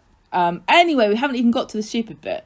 Chesney says, Gemma says, oh, this is not really us, and I've let the quads down. And then Chesney decides to translate this into his little stupid head as, let me go to the front and announce in front of everybody that this is all a load of rubbish. And I can't believe how stupid this was, because so at the front, Tara's there sitting there are 2 trolleys, and the Fresco 4 are sitting in the trolleys, the little babies put into the trolley, the baby seats, and Tara's standing between them. And then one of them starts crying, and Gemma's like, oh no, it's really sad that my baby's crying. Oh. And so Chesney strides down, picks the baby up and says, this is all fake. Even though the shopping is convenient and online and delivered at a time that I choose, it doesn't take away the fact that raising 4 babies at once is actually really hard. And everybody in the audience is going, well, yeah, I know. That's why I didn't have 4. I've only got 1. So I think I'll be all right with online shopping, actually. Do you know what I mean? Who watches this and goes, well, I'm glad that they've got online shopping at Fresco, because if they didn't, my God, can you imagine how hard it would be? He also goes on about how Tara didn't care about Alid possibly being deaf, and Fresco's is generally completely scummy business. Not. I don't get how he translated it. How he translated Tara from going, here's the contract, do you agree? Yes, we agree. Okay, I'm going to take that you said you agreed to mean that you agree with everything that we said we would do. Okay? Yeah, that's fine. Okay. Tara was being a bit... She was out of order when she said, oh, I wish they did have something life-threatening with them. I thought that was just funny.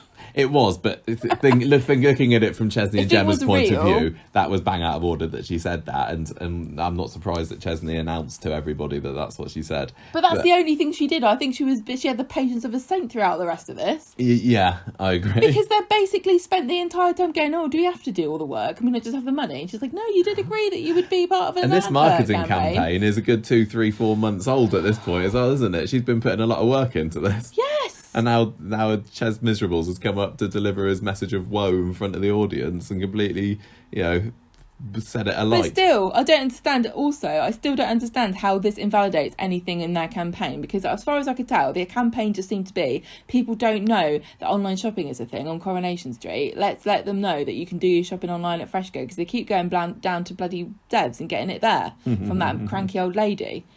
Nothing that Chesney said had any relevance about how good of a shop Fresco is or whether their prices are competitive. You're right. Tara's a cow. Has no effect on me. How much does a can of beans cost? Alid, my son Alid might be deaf. Yes, but how many delivery slots do they have, and how much does it cost to get it delivered? Do I get to keep the plastic bags, or do I return them afterwards? Is it a 5p flat charge for 40 pence for no matter how many bags you use, or do you actually count out how many bags there are? You're right, none of these big questions. Didn't make any sense at all. So he just gives this massive speech about how his son's sick and how Fresco's is terrible. And then he says... He ends it with, the chavs are leaving the building. And then everyone bursts claps. into applause. And I wasn't sure whether they were applauding how impassioned he was, or whether they're just glad that he's shut up and he's about to go home. I think they were just going, oh, good, the chavs are going. Let's clap. Do we get coffee now or what? I don't get why they were on their side. Why would they instantly warm to Chesney having a go? If He's I not was the sitting, most charming of chaps, is he? If I was sitting in the audience, I'd be like, these people are nuts. I think it was brilliant. I think it was the most amazing thing I've ever seen, but I wouldn't agree with a word he said. I was disappointed that there was nobody in the audience going, ooh. Yeah, exactly. They all just had the same face on them as they did when they were watching the video. I don't know why I'm here. I don't know what's going on. I could be at the bar right now. This whole thing was dumb, and it still isn't finished. Back at home, Gemma is actually impressed that Chesney stood up for them, and she's even happy about the chavs have left the building line. Yeah. Tara comes over. She kept repeating back what he was saying and saying, oh, you're so clever, You're Chesney. so funny. Am I a bad mum? Tara comes over, and as you might expect, she is a bit annoyed. And Chesney tries to apologise and says, oh, we were just really tired. And they both seem to think that it's fine, and they just put Tara in her place, and now she'll know not to ask them to do any work for all this cash. And she says, no, you trashed the brand, it's against the contract, you're basically fired. And you're not having any more money either. And they're like, what? Dev is proud of Ches for sticking it to the man, but he can only give him a few shifts at Prima Donna. And suddenly the pair of them are faced with the fact that they have, the only source of income they now have is Chesney having the odd shift at Prima Donna, plus picking up a part-time job somewhere else for 4 kids.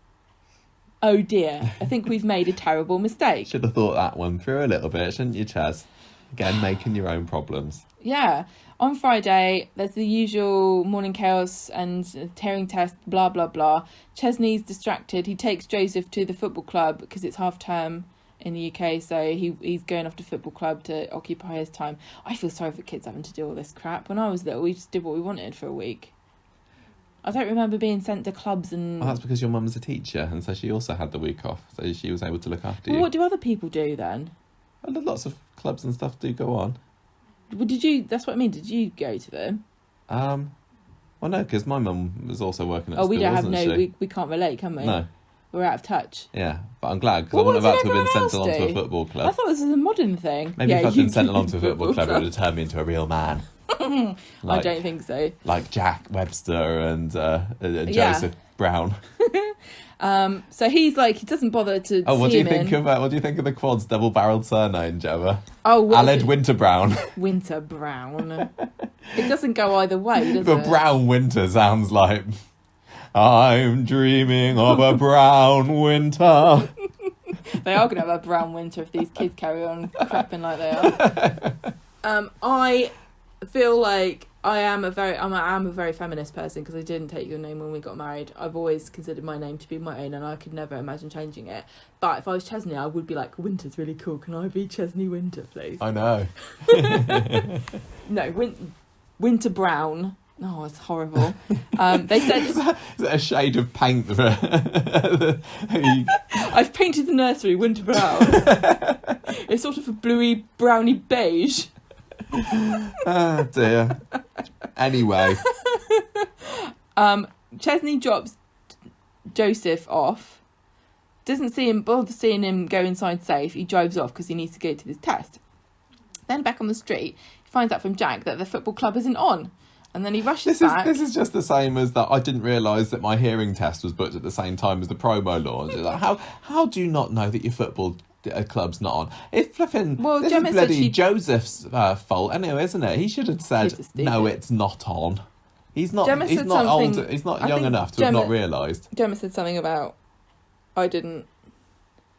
Yeah. No. Or I said I knew, but I forgot to tell something. I wrote it down or something like this. Like, we can't judge because we don't have kids, but this is why I don't have kids, because it looks really bloody hard. I didn't really get and the I don't point think of I could do it. I didn't really get the point of the I'll tell you Joseph what the angle of point the is. episode. I'll tell you what the point is, Go Michael. On, then. In the beginning of the week, of Friday, Joseph's there playing on his Nintendo Switch, right? Then Chesney has to rush back to find Joseph, finds him in the park where he's been mugged. Drama. And let's face it, let me just point this out to everybody who's listening. A small child was mugged in Coronation Street, and it wasn't even the most important part of that section of that episode. No. Nobody cares. Nobody cares that he got mugged. His trainers were stolen. Yeah. And he was like, his main objection to this was, Dad, why are you so paying much attention to the quads and not me?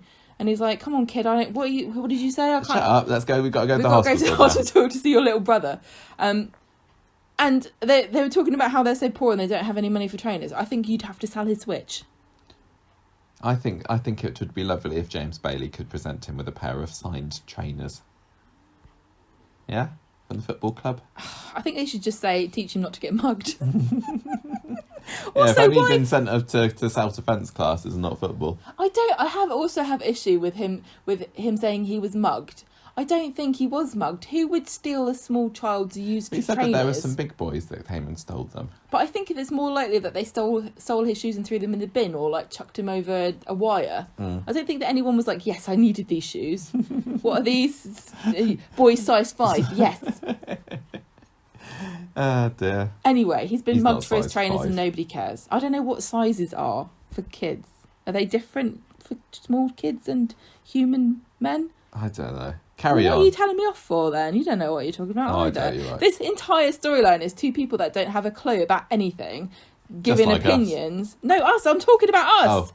Giving opinions about how people should do things, and I didn't even know that I know how holiday to raise clubs children. were a thing. I don't know what's going on. Anyway, if I look, I'm gonna go out on a limb here and say, if I did have a kid, I wouldn't let it get mugged. I'd try really hard, and if it did get mugged, I think I would be a bit more concerned than Chesney was, because I think at the end of the day, the only thing they were mad about was the fact that his trainers got stolen. Yeah. Never mind. Never mind. Are you all right? No. Where's your trainers? Yeah. Never mind your emotional trauma. Don't care about that. I can't fix that with money. Anyway, he's mad. He's mad that everyone. It's the classic, neglected sibling angle, isn't it? Which is a bit like Lucille felt when baby Christopher came along. Oh yeah, the classic Corrie, and then she got mugged. That's why Christopher got stolen by Joan Akers. That was more exciting. Yeah. Than this.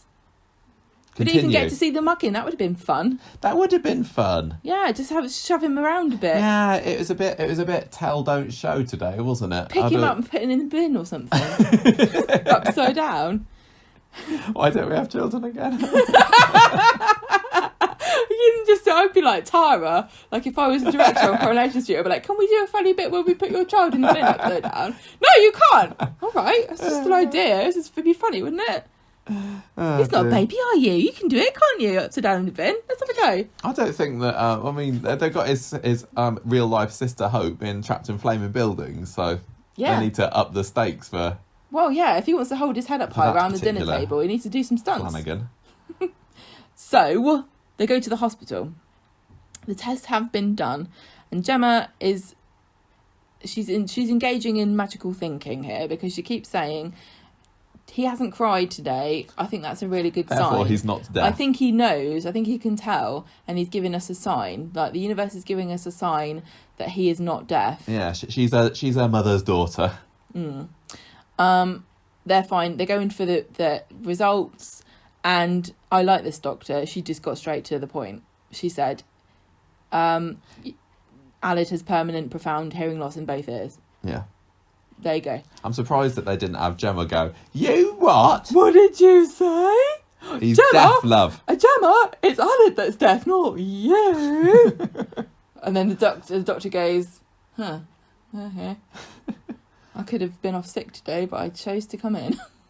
I love my job. Right, so there's no time, there's no sympathy here. because I feel as though this storyline is going down a route about this is not the end of the world. You know? Like, it wasn't a tragedy. Like, Gemma was really upset, but I really feel as though this is going to be a progressive storyline where instead of going wailing and being sad about how awful and terrible this life will be for this child, they're saying this is what happens. This happens sometimes, and it happens to people who aren't deaf. Like, well, it's just going to be like Jack. Give him a prosthetic leg, and now we never have to mention it again. yes, Give Aled a cochlear implant. but I hadn't finished. Oh, go on. I can't remember what I was saying, but it ended in a weird way than what I was just saying because she Sorry. interrupted me. I can't remember what I was going to say. Never mind. Carry on. I was trying to make a point. You were saying it was going to show that it's not the end of the world if your child's deaf and he can still live a full and, purposeful life. And it'll all be okay. They're saying they want to make ear molds for the hearing aid and they could get this implant. And then Chesney's like, oh, does that cure it? And the doctor's like, no, we haven't cured deafness, funnily enough. You might have heard about it on the news if we had done that. Just like we haven't cured stupidity. Oh, it's funny, or isn't it? gingerness. Shut up, you. Then Gemma gets really upset and says, oh no, so that means he's never heard me tell him I love him. All the other babies have heard it, but not him. He must feel really alone. And she says, does he know he's deaf? And the doctor's like, no, he's a baby. Doesn't even know he's alive. To be fair, that bit was done in a way that if you were a certain person, you probably watched that and go, oh, that's so sweet. Because it was, with her going, oh, he's never heard I know, me it felt nuts. And if you've got a heart, unlike me and Gemma really here, didn't we affect probably me would at have been all. going, oh, but I was like, of course he doesn't know he's deaf, he's a bloody baby. This is a terrible episode. I'm in such a bad, weird mood. No, I mean, I feel like I would have been more, because I can empathise with people. I really am good at putting myself in other people's shoes and trying to imagine. Well, at least I try to. But in this situation, I was like, I don't care about this. I hate you all, except you, Doctor. You're doing a fine job, but I just didn't care. Honestly, didn't care. Like I've said before, I wish this had been done with a different character, because I can imagine really any other character, me really feeling quite, like, oh, I can imagine what they're going through. But I just kept thinking, oh, shut up. I don't. It's just tragedy piled upon tragedy for the Winter Browns at the moment. I'm trying really hard. They got quads. Oh, their house is on fire. Oh, Kel's a pedo. Oh, one of their them's deaf. hospital appointment clashes with the launch of their ad campaign. and now kid's been mugged. It's like there's only so much sympathy I've got. I've wrung out all my sympathy for this family. It was a series of really stupid things that all happened. Anyway, I really felt like I wanted to feel something, because it is tragic that he doesn't know. He hasn't heard her say I love you, but they don't know what you're saying. He can feel you. This is what I can't like. He can feel your arms. He can feel your love. He doesn't need, like a baby doesn't need to hear words that they don't understand. They can see your smiling face, because babies recognise smiles and faces from a very young age. Yeah. There are babies out there who don't have anybody, who are lying in cribs and never touched by a human hand. They're the ones that are lonely and sad. This kid is loved, and he's going to have 3 brothers and sisters that love him for the rest of his life as well, as a mum and a dad and a half brother. Yeah, but I mean, if you were in this situation, like Gemma is, really you sad. would be upset. You wouldn't be thinking logically, "Well, good job he's too young to understand English yet." You and me going, well, there's no point talking to him anymore, but he won't understand a word of it. We just blank him now if he was our baby. Put him in the corner. The thing is, they test this very early, because being deaf can have a profound developmental effect on a baby if it doesn't get caught. But when they do know that the baby is deaf, they can intervene, and they can make sure that certain things are put in place to aid in the development. I'm really just wondering, this, to me, the biggest clue as to how serious this storyline is, and how much they want the Quads and Chesney and Gemma to stay in this for the long term, aka like they do. We'll see these children grow up. They're going to be characters in the show for 30, 40, 50 years, however long the show goes on. The thing that's going to be the tip-off to me is whether or not they make Gemma and Chesney learn sign language, or if they go, oh, it's a cochlear implant, he can kind of hear, it's all right. You could Good enough. You just he'll be like Frida. You don't need to know sign language to communicate with him. He can hear, he can read your lips, and never talk about it again. As you saying about them staying in forever is making me think they could be like pivotal characters around Coronation Street's 100th anniversary. Yes, they could. They'll be turning 40. Isn't that tragic? The thing I also said to you before is that actually babies learn to sign before they learn to speak. So quite often that's why they have the mother baby like sign language things, because one of the reasons that babies cry and because they're trying to communicate but they can't. But so if you teach them signs, they can then communicate what they actually want to you. And I think that's something that they could probably talk about. There's loads of things. And also the thing about being deaf is that deaf people have their own culture, don't they? Like deaf culture. And you spell it with a capital D. And they're very fiercely protective of this culture that they've built up themselves. And it's actually really fascinating and interesting. And they get very defensive, as you would do, when people talk about curing deafness or finding a cure for it, or even when she was talking about selective abortion later on, that's a horrific thing to consider. And that's what deaf people say, like sometimes we get aborted, we never get a chance to be born just because we're deaf, but actually it doesn't bother me at all, because it's fine. I'm fine being deaf. Exactly. So it's not it's not nobody wants this to happen, but it's certainly not the end of the world. And there is a whole rich culture of deaf culture that, because quite often, as I said earlier, deaf children are born to hearing parents. So it's not like it's hereditary or there's no like clear link.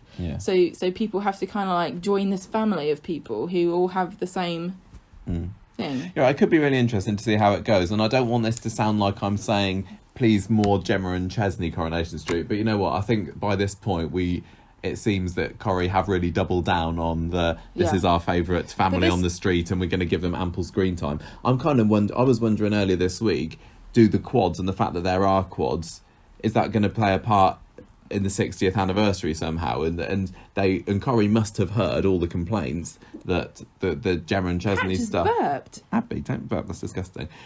Corrie must have heard all the complaints about this, and surely they could have swerved it and given us less Gemma and Chesney if they wanted to. So I'm kind of wondering now whether they're dialed in with something. They have to go. We have got to stick through this, thick or thin, because they are going to be key focus aside from Gary in the 60th anniversary episode.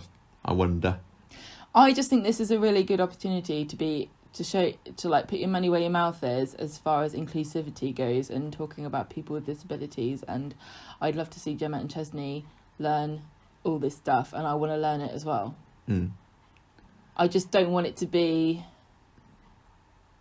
like what happened with Jack, where it gets forgotten about. It's like, well, it's not convenient to talk about this now.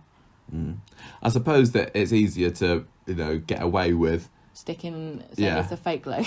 Exactly. He was sitting there on the sofa today, Jack, wasn't he, with his legs out in front of him, and it could have been a real fake leg, whatever. But you can't not show them learning to sign, or yes, exactly, or you can't fake. I guess it's a positive in a way, because Jack has lost his leg, but he still can do everything. That's a positive message. Yeah, totally. Come on, we haven't reached the end of this story. Finished talking about this. She's upset that he's never heard her say she loves him. Goes back home. She's really upset. I feel so cold-hearted here, because anyone else I would have found this profoundly affecting, but I didn't. It just was like water for duck's back. She's upset. I can understand why. Can you imagine, like, you feel like you're the one that was responsible for producing this baby in your own body, and you did it wrong. Like the most simple thing in the world, and you feel like you failed at it. And Chesney is just blithely positive throughout this whole thing. I don't know whether he believes. I don't know why. I don't know if he has no imagination to think what could go wrong. he's trying to convince her, because if they both go nuts over this, then everyone's lost. I think he's just trying to be a good dad, honestly, and that's when he went up to in the presentation and made that big speech. He's stepping up to the plate here. I know, but the thing is, it would be a positive message from anyone except Chesney. Like, he basically felt like he was saying, Gemma, being a parent is hard work. You get it wrong sometimes, but it's okay. Making mistakes is fine. Love is all that matters, and trying your best, and we'll get through it together. And I've never, I don't put my hands up and say I'm the best dad in the world, but Joseph's happy and he's content and he's got a family that loves him. But coming from a man whose child was mugged the same day because he dropped him off in an abandoned house doesn't feel like a positive message, does it? It just feels like somebody who's choosing to ignore the reality of the situation. See what you mean. So yeah, I didn't buy his pep talk. Nobody cares. This will never get mentioned again, that Joseph was mugged. This will never come up ever again. No. I don't even know why they bothered having it in there, because it really had no effect on anything else that happened in the story. I mean, they could have just something next week where Joseph continues to feel neglected. But he could have just sat outside, waited for his dad to come back. He didn't need to be mugged and have his shoes stolen. It did seem like extra drama just for the sake of it. But he could kidnap one of his brothers, couldn't he, and drown him in the canal or something, just to thin the herd. Yeah. That's the sort of phrase that people that are compassionate would never say. Chesney says we'll get through it. So she goes into the kitchen, gets her phone out. We're not. I don't know if it's supposed to be obvious, but she's clearly talking to Tara. I saw some people online thinking it was Bernie she might have been on the phone to. I really need to see you, she says to mysterious caller. Oh, phone person. She meets her in the Rovers. It's Tara, as we thought. She says, please relaunch the campaign. I'll do anything. I'll beg. She doesn't understand how these things work. It's like, no, you're an idiot. Why do you think? Why?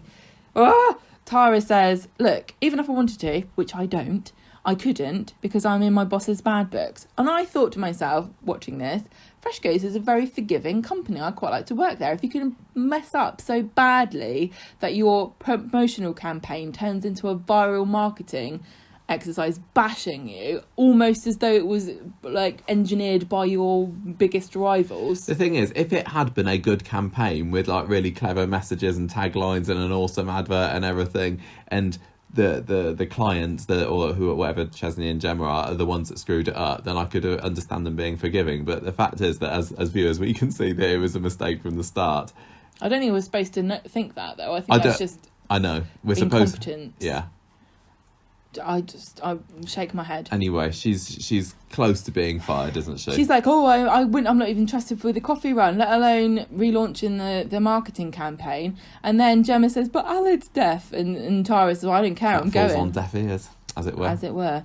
So this is the only thing she could think of to improve her situation, and it hasn't worked. She goes home feeling very sorry for herself. She feels really upset. She says, it's all my fault. Then she says it's because they were premature. Maybe we should have had the selective reduction.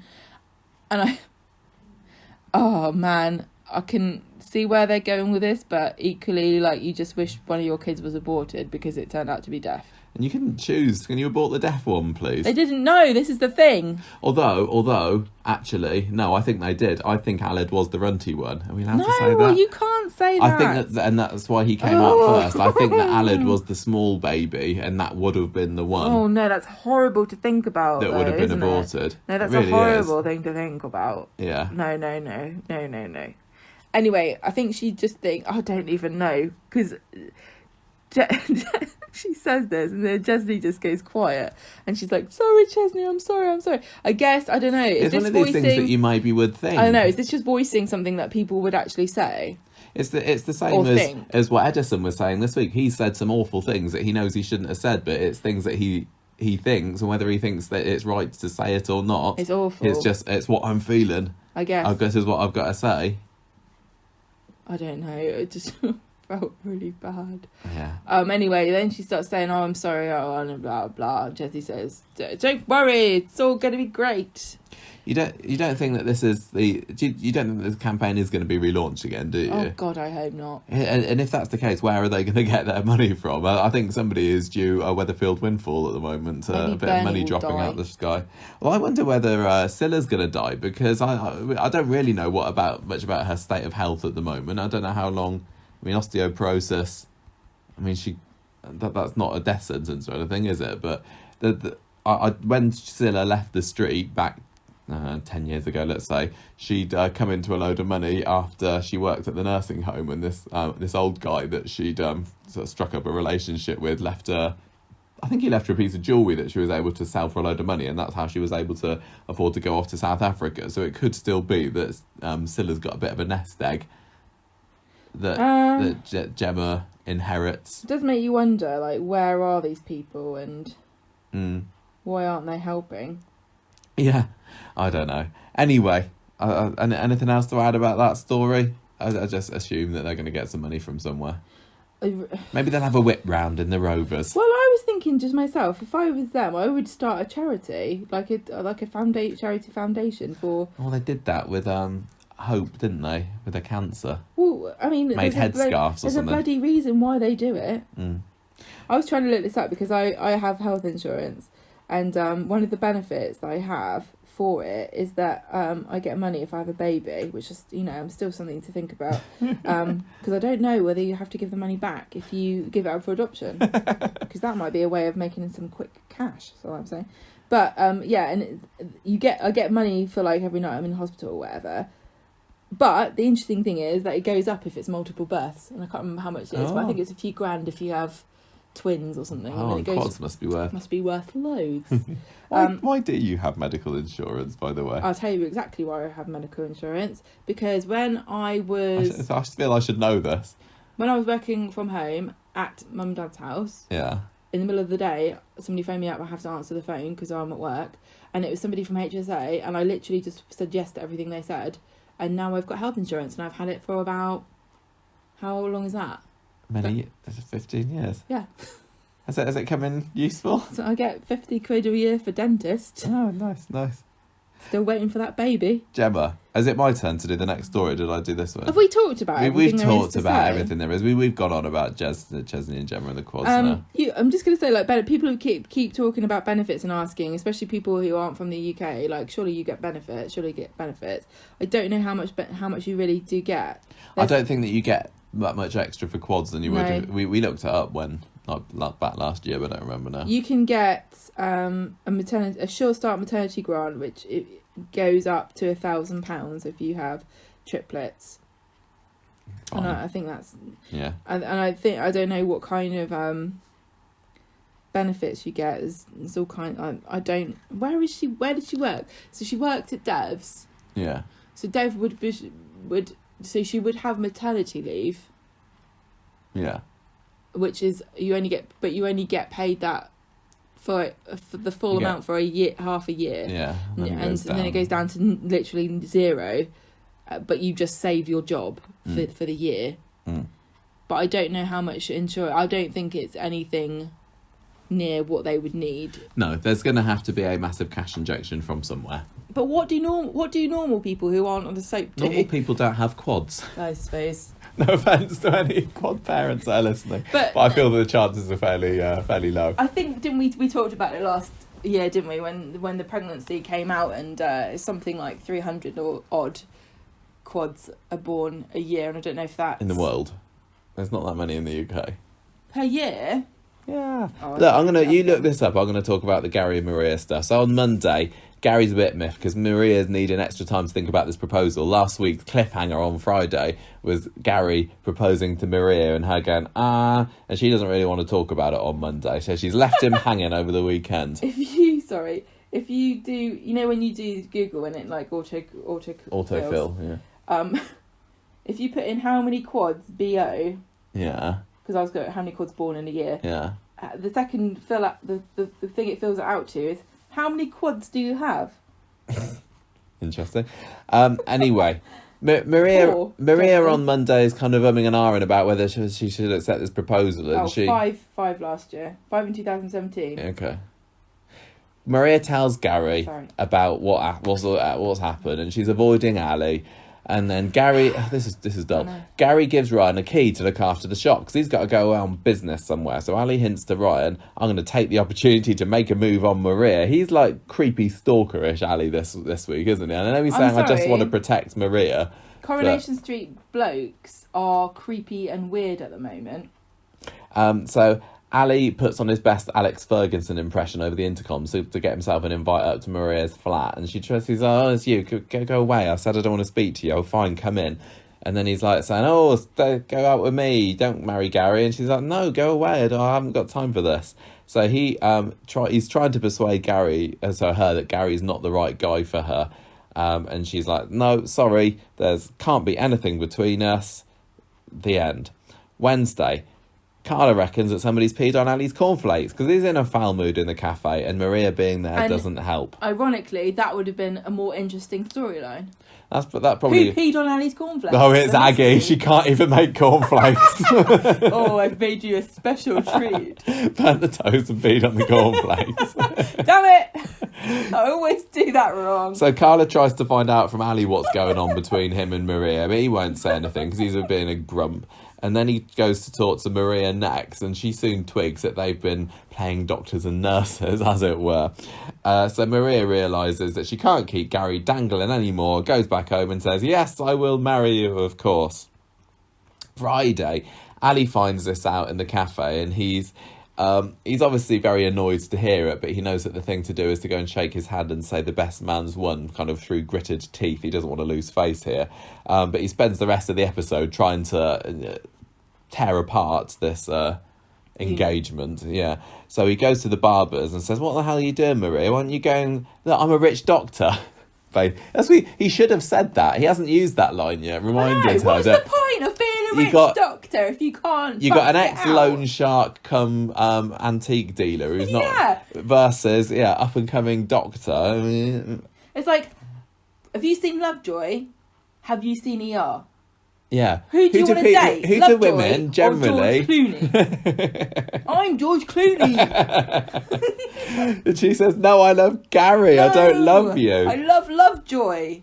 What's his name? Ian McShane. She's clearly saying this because she knows that it's what she should be saying. I'm not feeling that she does actually think that Gary is her number one. He bought me a Range Rover, Ali. You're supposed to be a rich doctor. What have you ever bought me? Maybe that would work. Maybe if he buys her a Porsche or something. She should say, I'm not saying it's a competition to see who can buy me the best present, but I am saying that whoever brings me the best present will probably end up marrying me.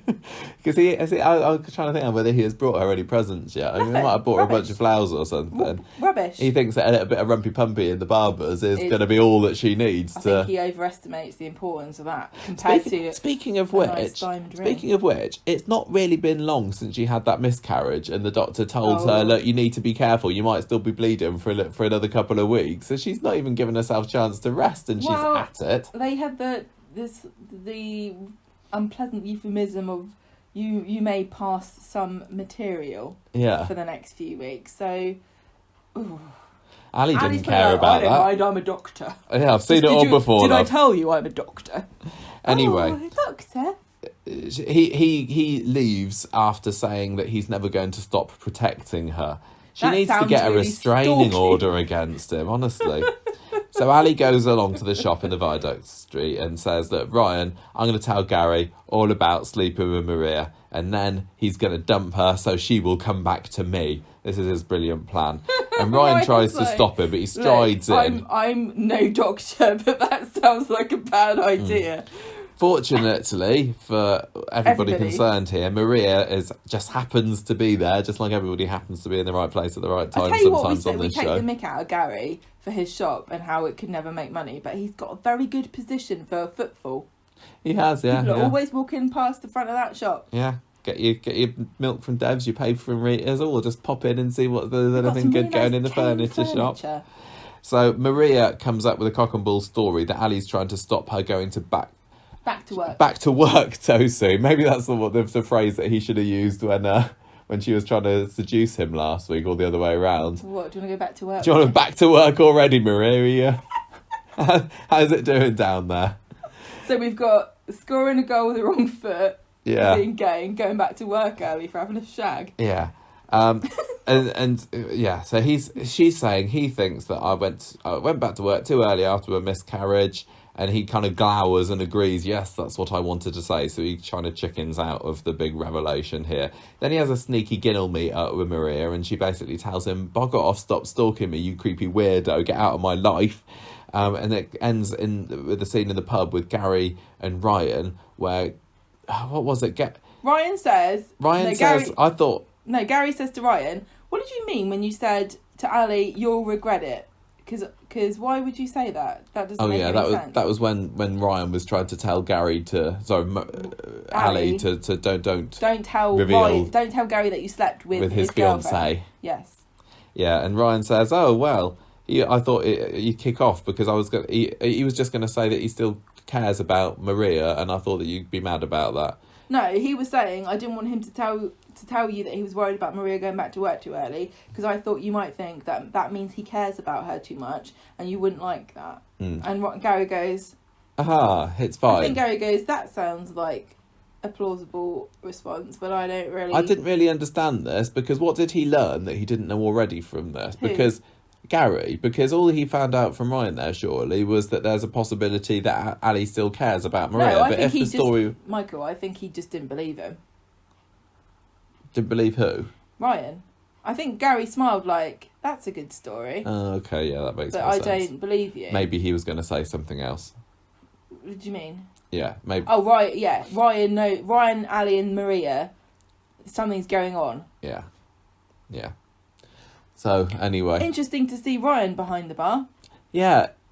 I forgot when he turned up today pulling pints, I forgot that he had asked. Yeah, he's jumped into Charlie's slot in the Rovers. Yeah, that's true. And when did you see Charlie again? Oh yeah, he was just a DJ. It's hard to work him. So. I mean, they did. To be fair, Coronation Street did have a bloody good go at working that into the everyday life of streets at Weatherfield. Yeah, who needs a DJ today? Or with speed dial again? Everybody loves lunchtime curries and DJing. Do we think that Gary and Maria are going to get married at the end of this? Make your prediction now, Gemma. Yes or no? Will we see a wedding? Yes. You reckon? Well, not... The thing is, weddings on Coronation Street, I used to get really excited about them, but now I don't care. Now they're just plot devices. Like, I feel like they used to be events, and you used to get excited, and you would actually care about the couples. Like, I remember Roy and Hayley getting married, like, oh, how exciting. And there's a few other ones. What a fairy tale romance. There's a few other, like, obviously, the Eva, Jenny and Johnny wedding. That was the best wedding. Felt like an actual wedding that you cared about, because although Eva and Aidan didn't get married, that was still a big event where plot things happened that had ramifications, for years. And Jenny and Johnny actually got married in a really touching ceremony that meant something to me because I cared about the characters. Whereas everything else just seems to be like two people standing in formal gear.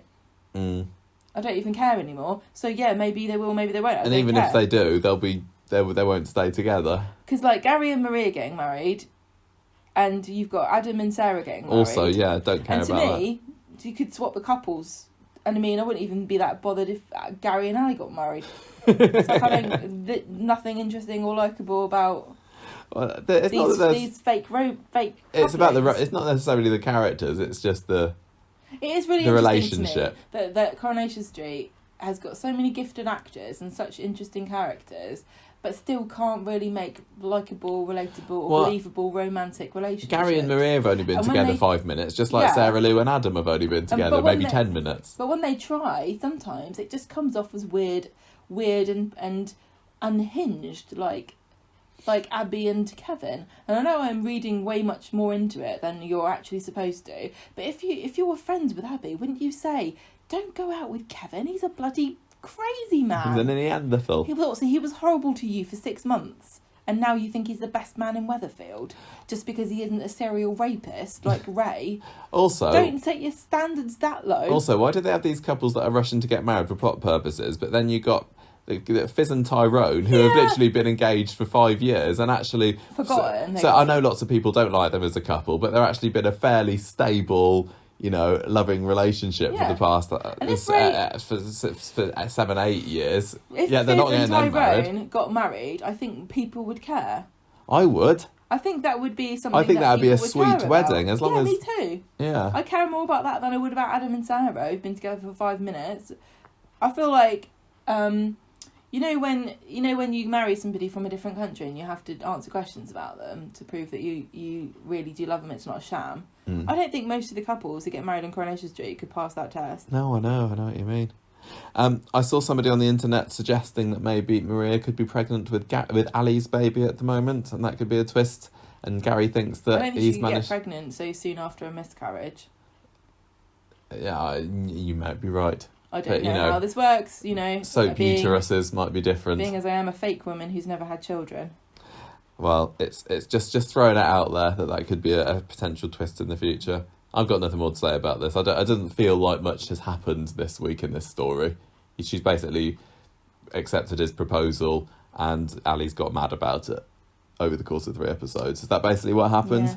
So let's talk. Again, another story which I don't feel like really not much happened this week was the Fizz and Tyrone story. Do you want to give us a quick reminder of what went on there with all the crafty business? When you said it was a bad week earlier, I was like, no, I don't think it was that bad. It was all right. But almost every storyline that we've started to, when you start to read the storyline out, before almost everyone, I'm like, well, on Monday. You know what I mean? That's how you can tell it's not that interesting. Yeah.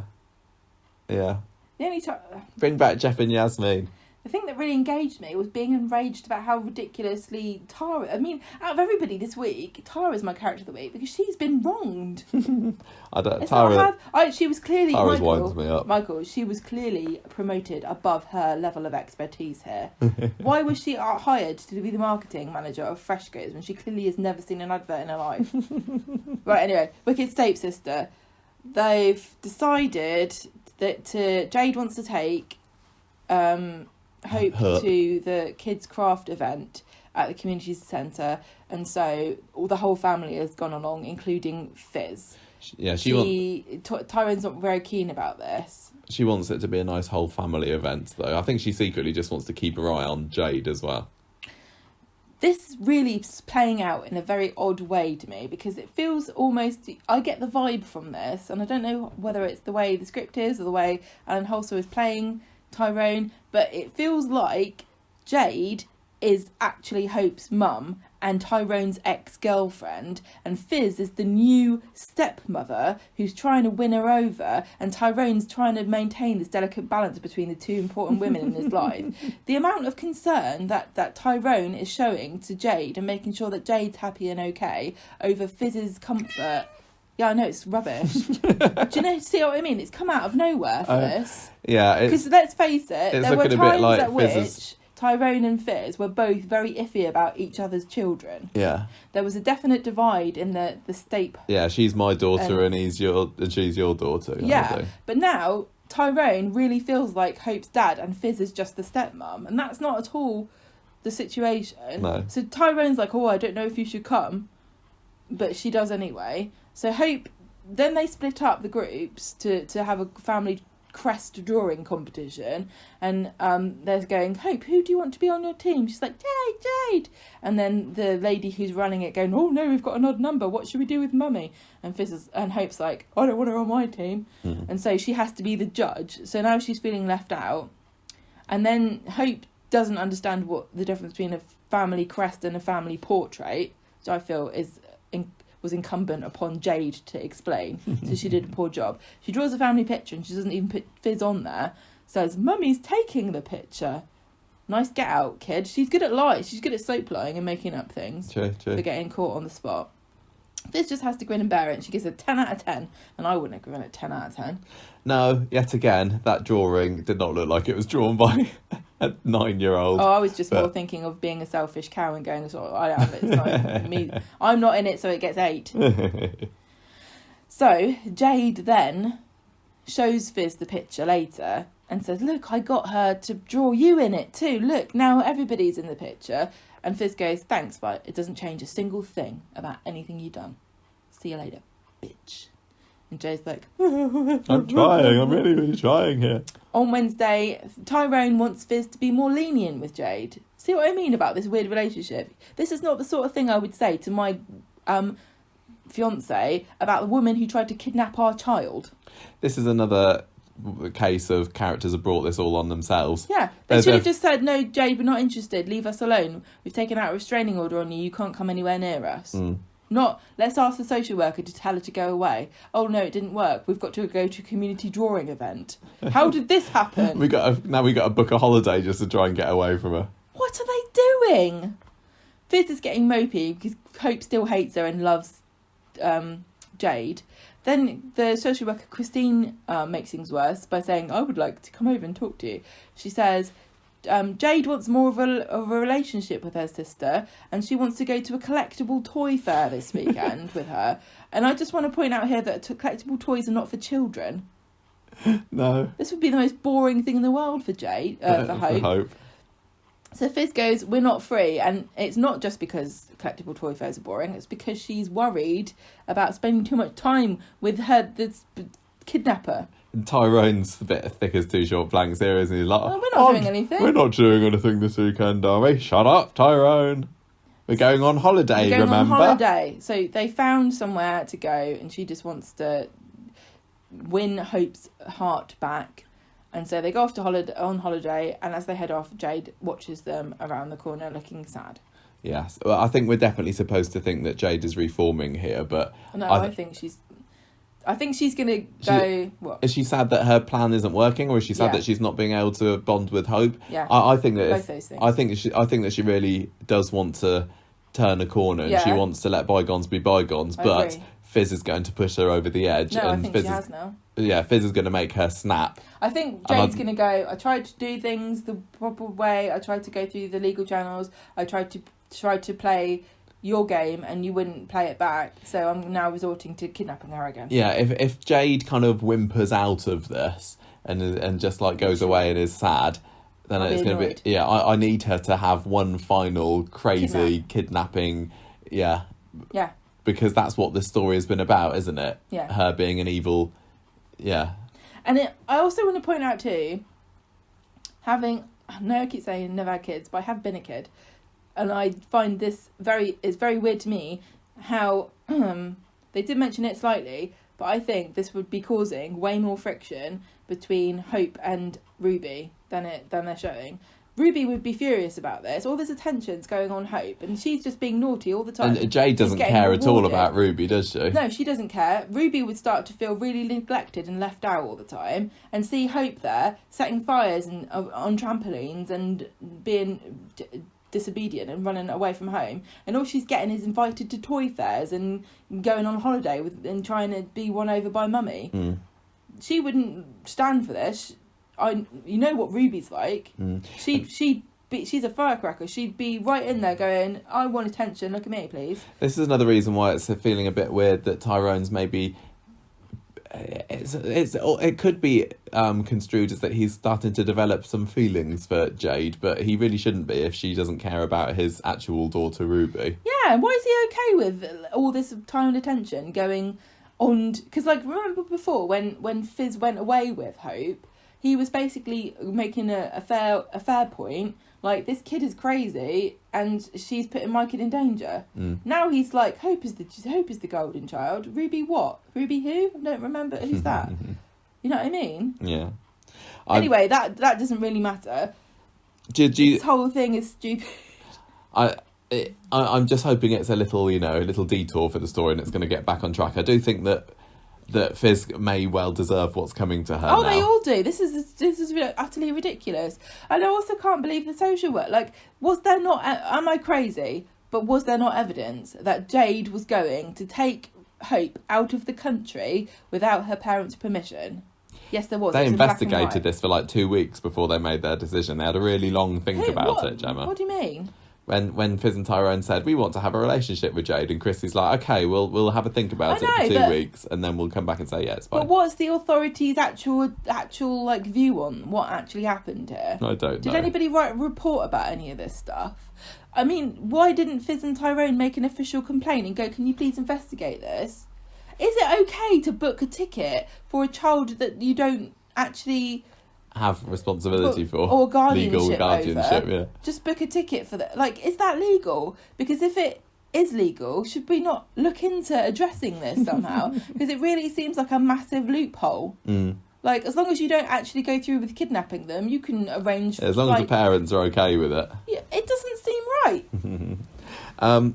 I'll tell you what this story needed more of this week, Gemma. You can't even pick up a kid from school unless you're written down on an official list of people that are allowed to be there. I know. So how come we can just take her on a ferry and bugger off to France? Gemma, this story needed more Evelyn this week, didn't it? We didn't see it. Am I right in saying we That's 'cause didn't see Evelyn any Evelyn this week? Has got a BS detector that would be going off like a klaxon above her head all the way through this, going, why are you going to a community drawing event with this kidnapper again? I'd have liked to have seen Evelyn's reaction to the terrible quality drawings. Yeah, so that's rubbish. Just before we move on, and we're nearly done now, we did get to learn this week that Jade is 25, didn't we? Yeah. Which means that John Stape was 16 when she was born, which is a little young, but not impossible. But it's something we wondered about. But it was before his DJing days, and we wondered whether we had kind of invented a explanation for all of this, which now this has thrown a spanner into the works of for no particular reason at all. Yeah, but anyway, there's really no reason why they needed to establish how old Jade was. No, because it was literally a throwaway line from Evelyn. Anyway, but this is the thing, though. Evelyn was in it this week, wasn't she? This is what annoys me. They clearly have some kind of established biography for Jade. But why doesn't it actually fit in with what happened on the show? Why go, yeah, she has to be 25 because that makes John 16. Because why?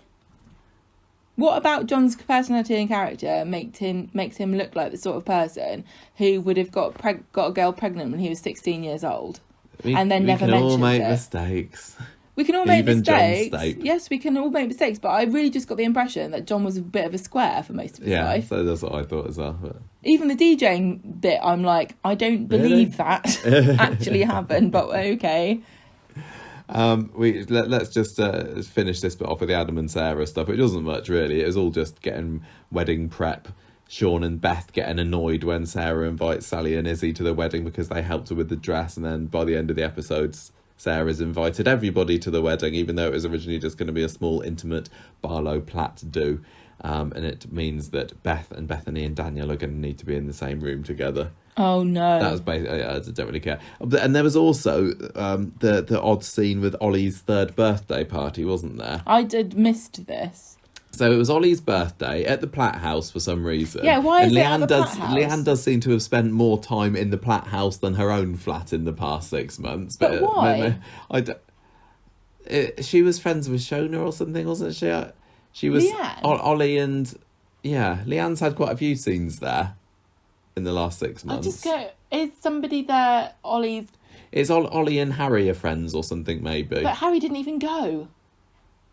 He must have been there. But is wasn't he? Somebody there the godparent or something, maybe? I don't know. But Toya was there as well. Like, oh, hello. Yes, my sister's baby's... Toya was there when Ollie was born. I know. Coming out the lift. Yeah, I know, but you didn't let me finish what I was saying.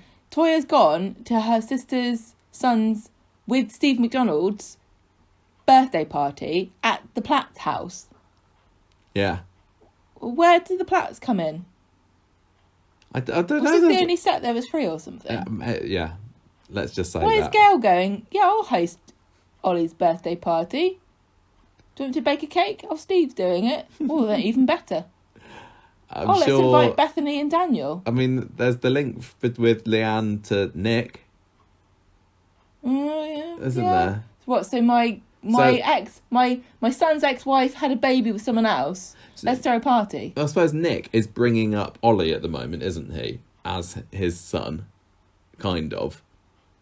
Oh, so that's the link. That's why it was So at Nick the and Leanne Platts. are dating. Yes.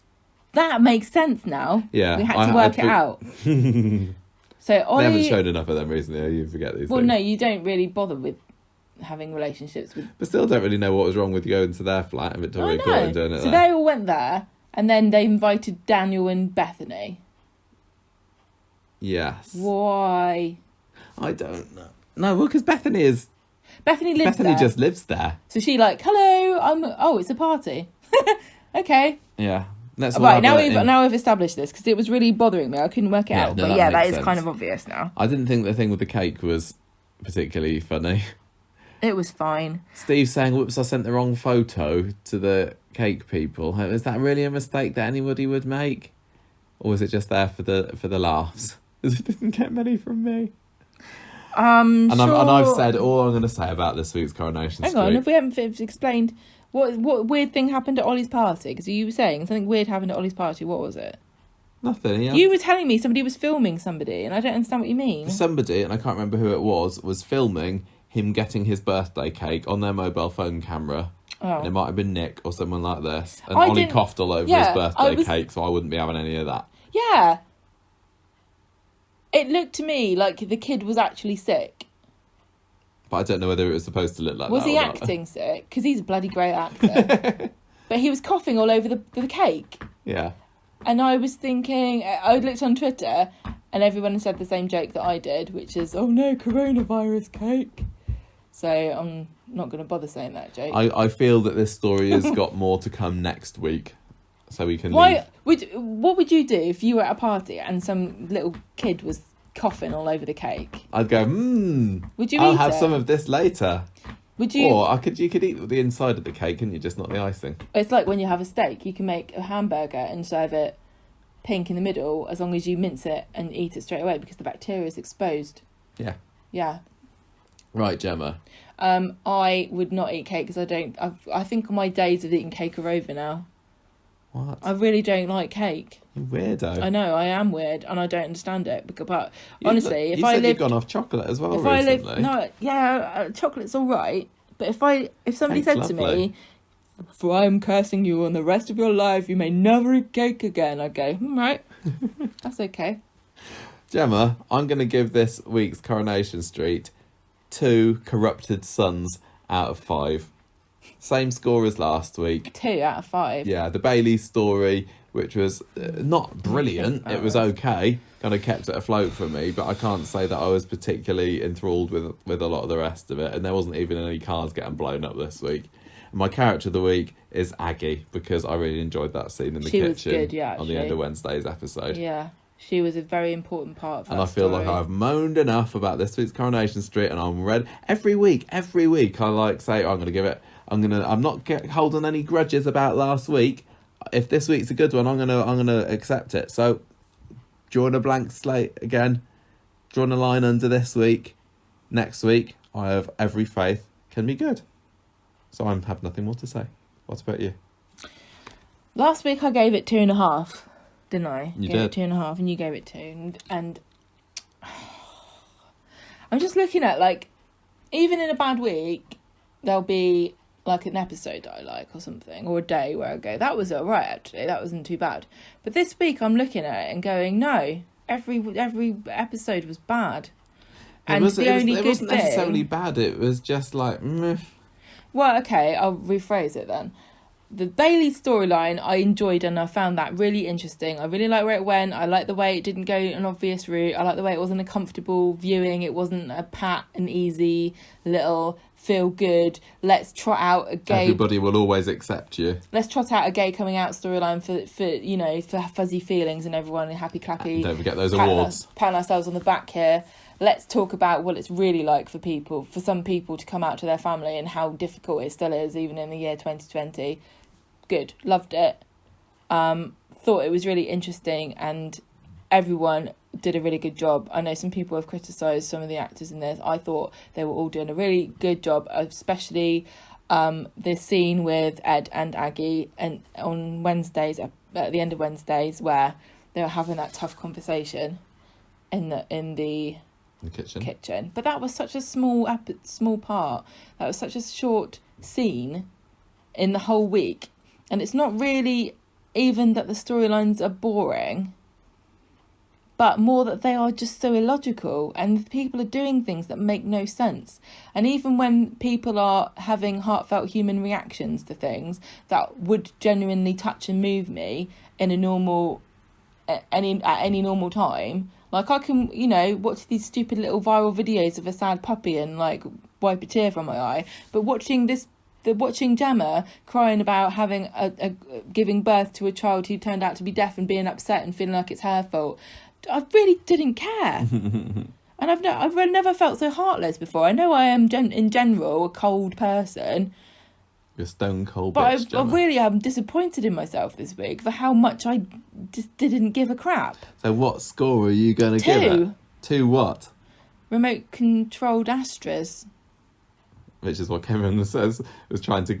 Oh, that was what was that? That was a joke that the policeman made, wasn't it? About, you said you were watching TV, but why did we catch your car driving down the street? Good choice. You interrupted me, but that's fine. Nobody needs to hear any more from me, I guess. What did they do? Did you use Aggie your character of the week? Yeah. Anything else to say? Apparently not. I didn't mean to interrupt you. Well, am I saying something wrong? No. I don't want to. I just feel like Corrie can really move and touch you and make you empathise with people that don't have anything in common with you. But they did a really poor job of this, and I wanted to like this, and I feel really bad, especially for Dolly Rose Campbell, who came in so promising. She was so great. She is a great actress. She really has a great range. She like the scenes with her and Rita, really touching when she went with Rita to see if she had a brain tumour and everything, and like being accepted as one of Rita's surrogate sisters and daughters, and then being sisters with Jenny and all this stuff. Jenny and Gemma have hardly had anything to do in recent months, have they? You'd have thought that Jenny might, come and help out a little bit. It's just a massive shame. That this story has not managed to do anything, hasn't. No comedy. There's no. Well, all right, yeah. There's no comedy and there's no drama and there's no pathos or anything. It's just. And with that, let's move on to better things because we've got an interview coming up now, Gemma. Oh no, I don't want to start. I don't want to stop talking because I feel bad. Don't feel bad. It's fine. Okay, right. People have told us to say what we think.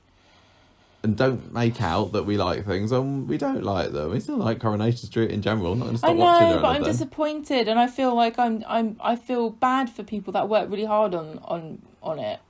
I know. I Because it works. You can work really hard on something, and it just doesn't turn out. Yeah. And I'm sure other people enjoyed it. That's fine. Okay, I'll shut up.